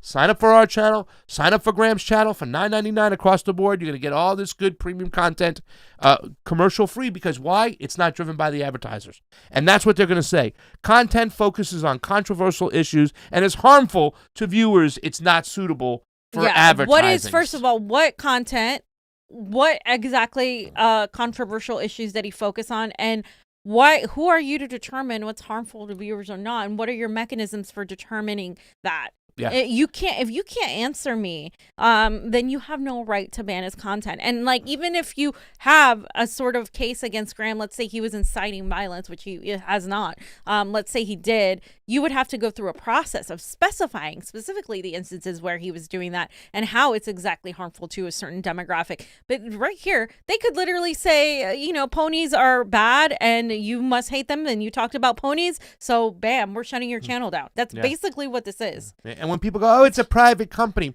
Remember the incident when the private baker who had his own bakery refused to make a wedding cake for a gay couple? That's against the law. You can't do that shit. I'm saying it went up to, it was fought in the courts, but this is the same kind of incidents. You can't let them single out who they want to shut up and who they want to let speak. You can't let them elevate the voices they want. Silicon Valley or the government has no right to tell you what is right or wrong, what is true or false. That's for you and I to decide. Yep. If they're not inciting violence, and he was not inciting violence, Graham inciting violence. He's a political vigilante, for crying out loud. He's there to save people, not trash them. Johnny? Okay, and Frank Analysis gotcha.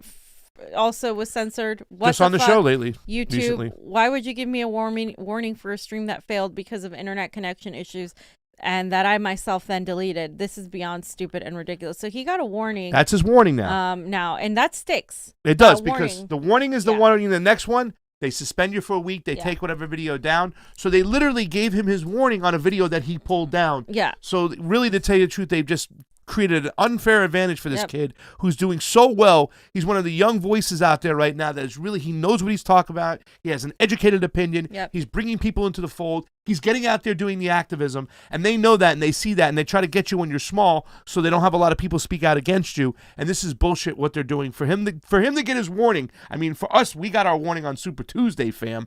But for Franco to get his warning, this is terrible. So he did force a vote with Jackson Hinkle, who we're going to have on the show tomorrow. And he did a live stream with that. And that was one of the things he had an issue.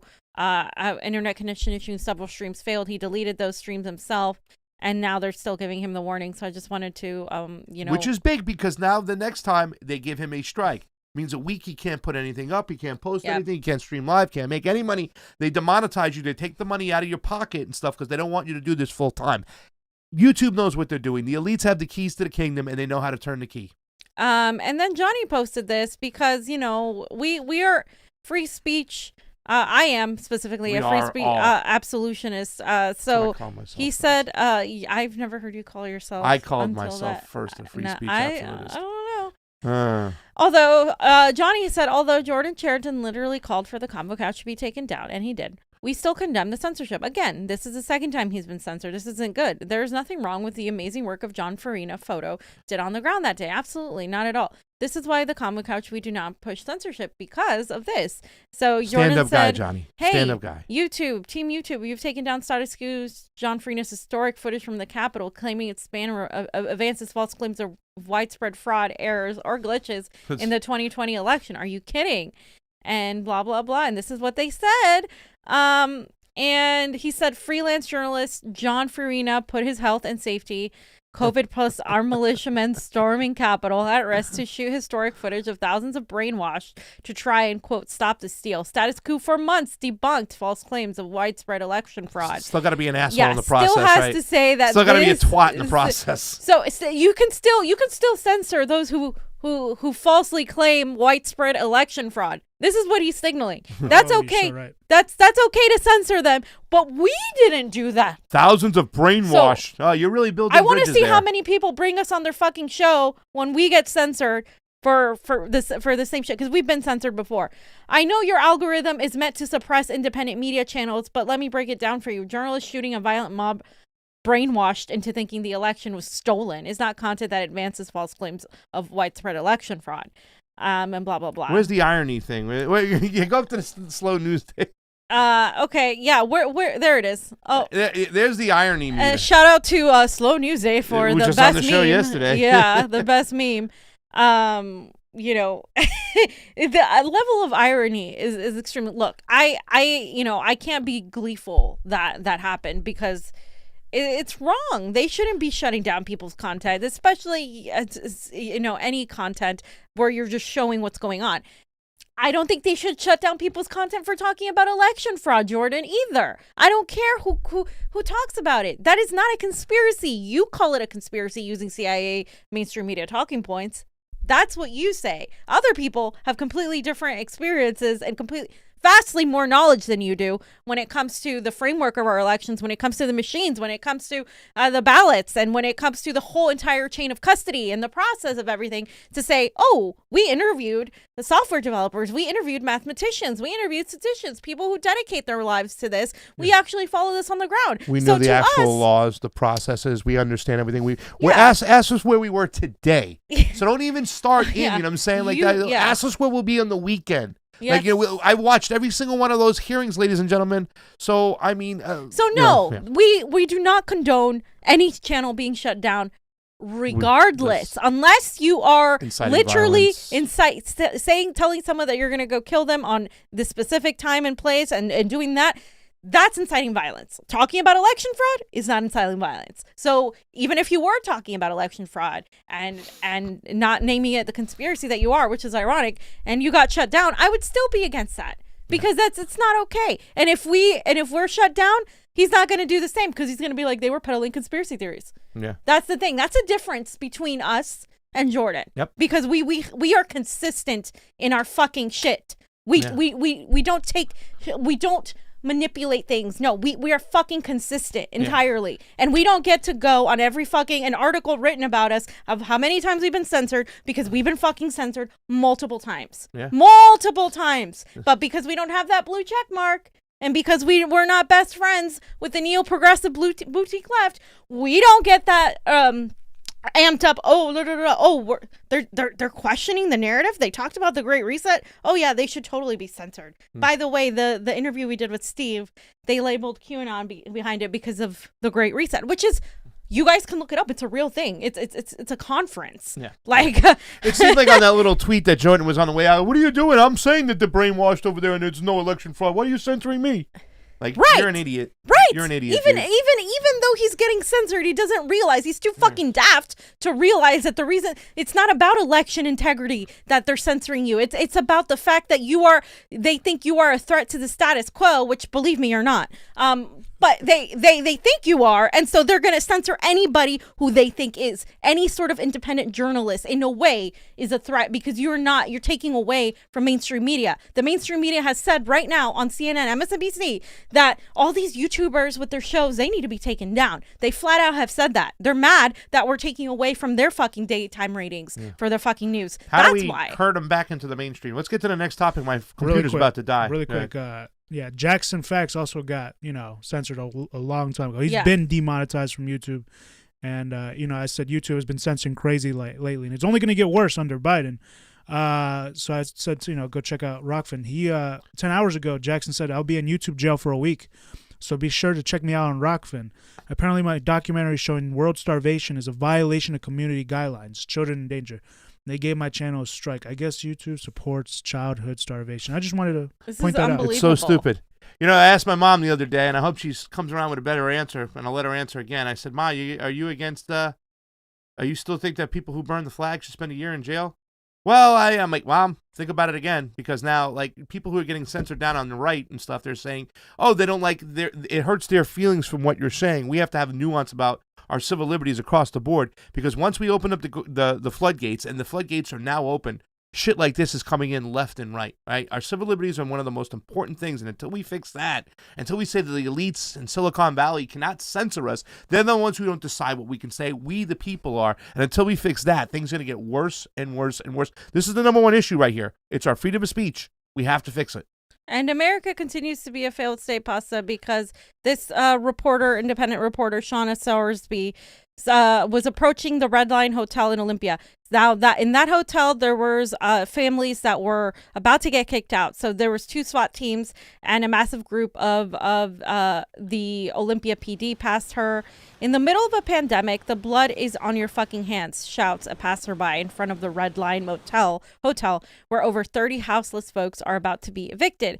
The SWAT team started moving through the lobby, and they hung around from the window. Signs from a window said, "Why doesn't Governor Inslee care?" I've seen one person leave so far. State Patrol removing signs that read "Stop raids" and "Housing is a human right," as police attempt to forcefully remove houseless people who paid for rooms at the Red Lion Hotel. Can you imagine the trauma and stuff that these people are going to go through? This is traumatic. In the middle of, with your fucking kids. Yeah. One person brought out in cuffs as police continue to evict people. For reference, there are many more police officers here than the day the far-right rioters stormed the Washington state governor's mansion just blocks up the road. Again, cops have moved the line back and are now arresting protesters who have come to support the houseless people being evicted from the Red Lion Hotel. In the middle of a pandemic, In the middle of a pandemic. In the middle of a pandemic. In the middle of a pandemic. And then she continues, at least 30 police vehicles, including undercover cars, 2 SWAT vans, and a mobile command unit are staged behind. There was a large boom heard from inside. A houseless mother and her children are now being forcibly removed from the Red Lion Hotel. Everyone around me is visibly upset. We can play that little clip, Johnny. That's it, just to be warm. What is wrong with you? What is wrong with you? If there is a God, I pray to God that you all die a horrible fucking death. Who the fuck does that? There's fucking children. She has fucking babies. Throwing them out in the streets in the middle of the night, ladies and gentlemen. This is another element too. I mean, seriously. This is another element too. I wanted to bring up, because the police are, for instance, here the LA sheriff is in charge of evicting people from their homes right here in Los Angeles. Now, I gotta say, the police are taking orders from somebody, right? Like they're over there doing their job, right? Quote unquote, they're doing their job. Can they actually not do that? Yeah. Would they get fired? Yeah. So you come up with this breaking point in society where, you have stormtroopers following orders from the Empire, basically. So what do we do? Do we go after the stormtroopers, or should we maybe perhaps go after Governor Inslee, which is who they mentioned?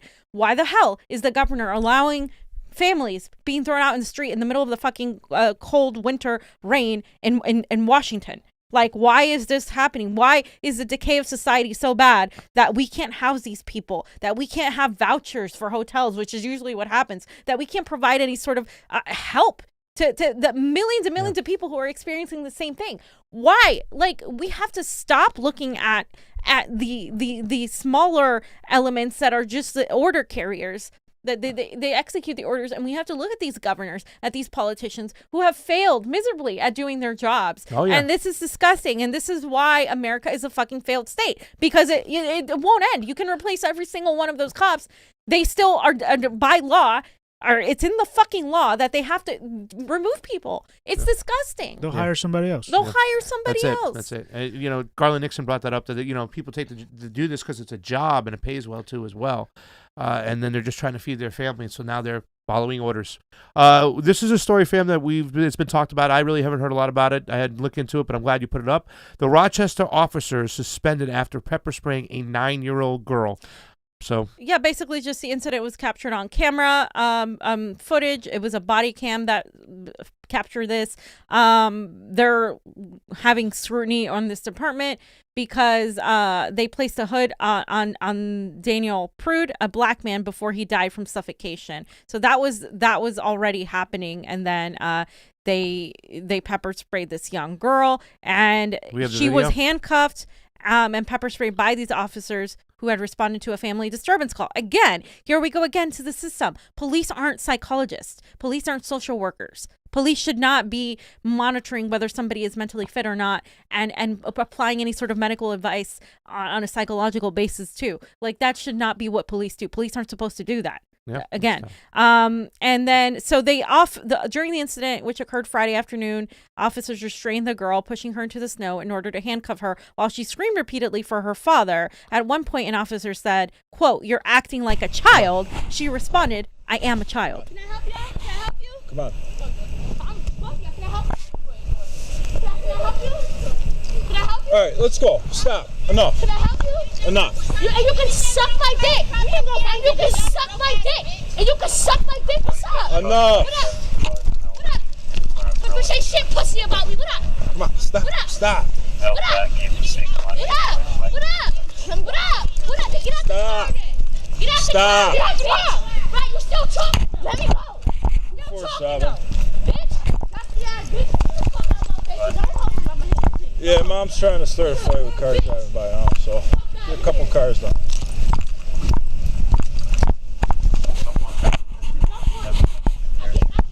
Stop. Stop. Put her in your car. No. No. Yeah. Stop. I want my dad. You gotta tell. Listen, you gotta tell this officer where you pulled in. Come on. I'm not going nowhere. I want my dad. 247. We don't need you here.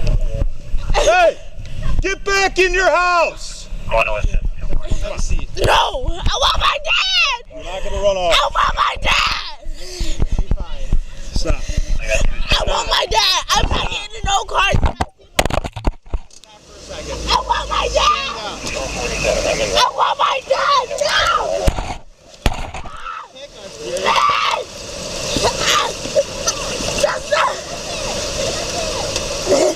Stop!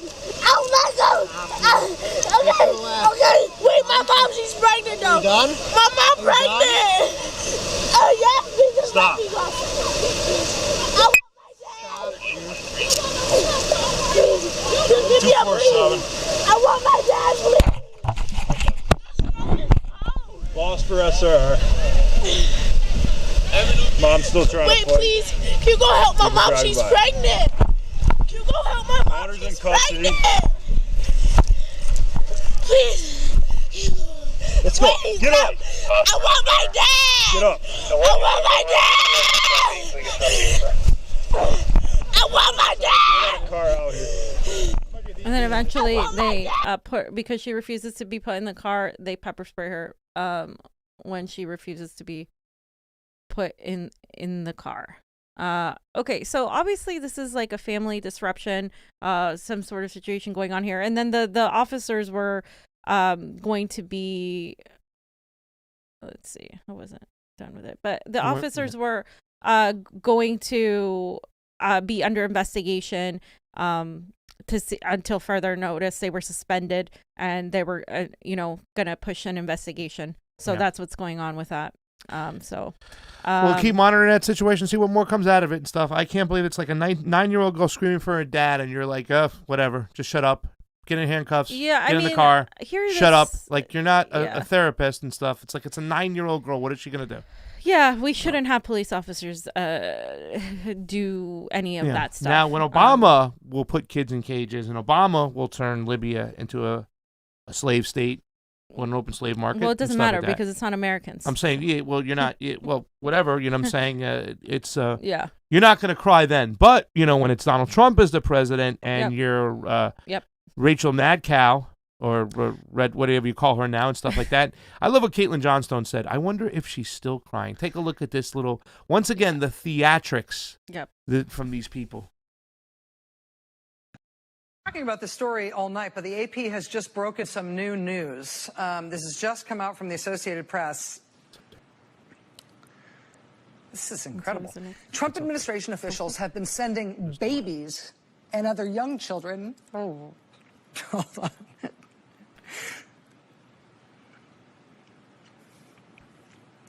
To at least 3.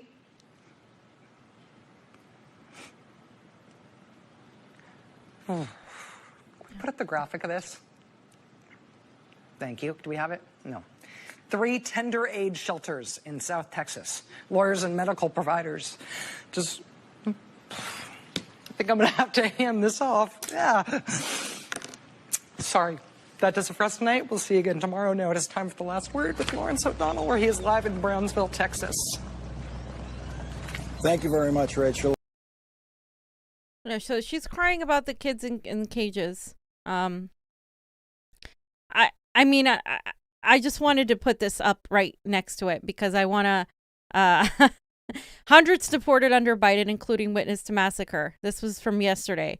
President Joe Biden's administration has deported hundreds of immigrants in its early days, despite his campaign pledge to stop removing most people in the U.S. illegally at the beginning of his term. A federal judge last week ordered the Biden administration not to enforce a 100-day moratorium on deportations, but the ruling did not require the government to schedule them. In recent days, U.S. Immigration and Customs Enforcement has deported immigrants to at least 3 countries, 15 people to Jamaica on Thursday and 269 people to Guatemala and Honduras on Friday. More deportations are scheduled on Monday. Gee, what do Guatemala and Honduras? Right, that's funny, fam. Right? Well, I mean, if I can only think about who went over there and supported the overthrow of Honduras of Manuel Zelaya.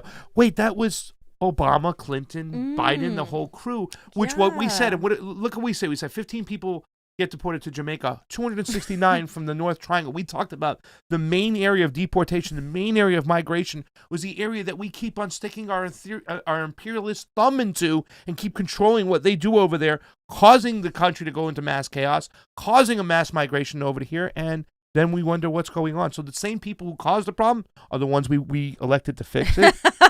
Yeah, and Rachel Maddow's over there crying. Like, what? Yeah. Shut the fuck up. Like, seriously, this is just on another level of delusion here. Like, what about the people who voted for Joe Biden to abolish ICE? He's not going to abolish ICE. He always said he wasn't going to do it. Oh, well, what about the kids in cages? He's still deporting people. So you're just not hearing about it. That's the thing. They have to report it eventually, but you won't hear it being talked about on mainstream media. You're going to see Rachel Madcow's tears, her crocodile tears. That's what you're going to see, but you're not really going to see the policies that are still going on behind the Joe Biden administration and how they use and tokenize people of color to get votes, and then they turn around and stab them in the back just like they do to the working class of all colors and all ethnicities and everything, because that's what they do. This is what they do, and people keep falling in line and believing in them over and over again, and it keeps happening. Joe Obama, W. Trump. This is a great Twitter thread, fam. What do we got over here? So basically, as we all know from the 2003 invasion of Iraq, propaganda is a prelude to war. And the propaganda around Iran's nuclear program has persistently continued throughout the Bush, Obama, Trump, and now Biden administration as they build up a case for war, which is true. Blinken said Iran could be weeks away from enough nuclear material for bomb. Blinken said that the administration would consider new sanctions against North Korea as well as possible actions against Russia. This is February 1st. That's right here, dude. Right now. This is the people we're mitigating damage with, right? Where you at, Van Jones, crying for these people now? Remember Van Jones crying? Oh, yeah. When Biden gets elected over Donald Trump? Why aren't you crying for these people? North Korea, we even said whether he's a crazy man or not, it pays to go and sit down and talk with these people, especially when we killed 1 million North Koreans during the Korean War, right? We bombed them back into existence, right? So where are the people at right now saying, hey, what are you doing, Anthony Blinken? These are the same warmongers that were in before that you put back into play. And I've said this before, fam, and I'm sticking by it. When it comes to foreign policy, Biden's campaign will be worse than Donald Trump's. But here's the thing, guys. Iran isn't building nuclear weapons. According to both 2007 and 2011 National Intelligence Estimate, a compilation of data evaluated by 17 U.S. intelligence agencies, which concluded that Iran halted its nuclear weapons program in the fall of 2003. Los Angeles Times, the U.S. does not believe Iran is trying to build nuclear bombs, and that was all the way in 2012, February 23rd of 2012, pro-war propaganda. 9 years ago. And yeah, so you can see that. And in 2007, Iran's deputy foreign minister said that it is a moral responsibility of states to work towards nuclear disarmament, adding that Iran remains committed to global nuclear disarmament, which he said was a legal, political, and moral responsibility. Got to keep the Zionists happy, fam. You got to keep the Zionists happy over there in Israel, our #1 ally over there in that region, right? So we got to put the pressure on Iran, whether it be a Democrat, Republican, it doesn't make a difference. This is pro-war propaganda is what they're hitting you with right now. You know, blinking across the board, even the Russian thing. sanctions for the Navalny situation. Do you know who you're supporting over there? Why don't we just stick our nose and take it and get out of people's businesses, right? North Korea? New sanctions on North Korea? These people are disgusting. It's also worth noting that remember when Obama did implement the 2015 Iran nuclear deal? This is what I always noted too. He also spent his first term doing imposing sanctions on Iran and murdering the Iranian scientists, including the launching of cyber attacks, which is an act of war by definition of the Pentagon. And the New York Times even said Obama order sped up wave of cyber attacks against Iran. And Iran has, of course, called for the creation of nuclear-free weapon zones in the Middle East multiple times in 2006, 2008, 2015. And they were also one of the 62 original signatories to the nuclear non-proliferation theory, or treaty. Yeah. And there it is. You can see that they did that. And then, of course, the focus, this is the kicker. The focus on Iran's nuclear program overshadows any focus on Israel's nuclear weapons program, a program which remains incredibly secretive. Most estimates suggest Israel has more or less than 100 nukes. Unlike Iran, Israel is not a signatory to the non-proliferation treaty. And of course, they're our ally, and they continue to push apartheid on the Palestinian people. And of course, they continue to fearmonger on Iran. And, you can choose to believe, at the very end, he says, you can choose to believe Blinken or Joe Biden, or you can choose to believe the overwhelming evidence that Iran is not building nukes, and recognizing this is yet another propaganda campaign to instigate yet another war in an oil-rich country. They've been ramping up for this for a while now. This is nothing new, but just a reminder that it's right there in the back burner with people like Blinken, Avril Haines, and now Lloyd. General Lloyd Austin. And how about the first question they asked Blinken when they were playing warmonger patty cake that Johnny put up there and stuff like? Do you still consider Iran one of the biggest threats of what do you say of terrorism? Yes, I do. Really quickly, without hesitation whatsoever. So what else do we got here? And I think the last one is Best Socialist said, "Losing my mind," and you can read here the juxtaposition. George Takei, oh God. Oh, What's Lord. something that's already better since January 20th? Favorite responses get a retweet. Vagabond, I don't know what that means. That right now, the children in cages who are frightened, lonely, and confused have an administration dedicated to getting them back in the arms of their parents. And hopefully prosecuting those that put them there. Okay. And then you go to the next one. Biden finally admits that the Obama administration had built cages for immigrants. And so, again, and you juxtapose that, too, with what we just said about Joe Biden still deporting people.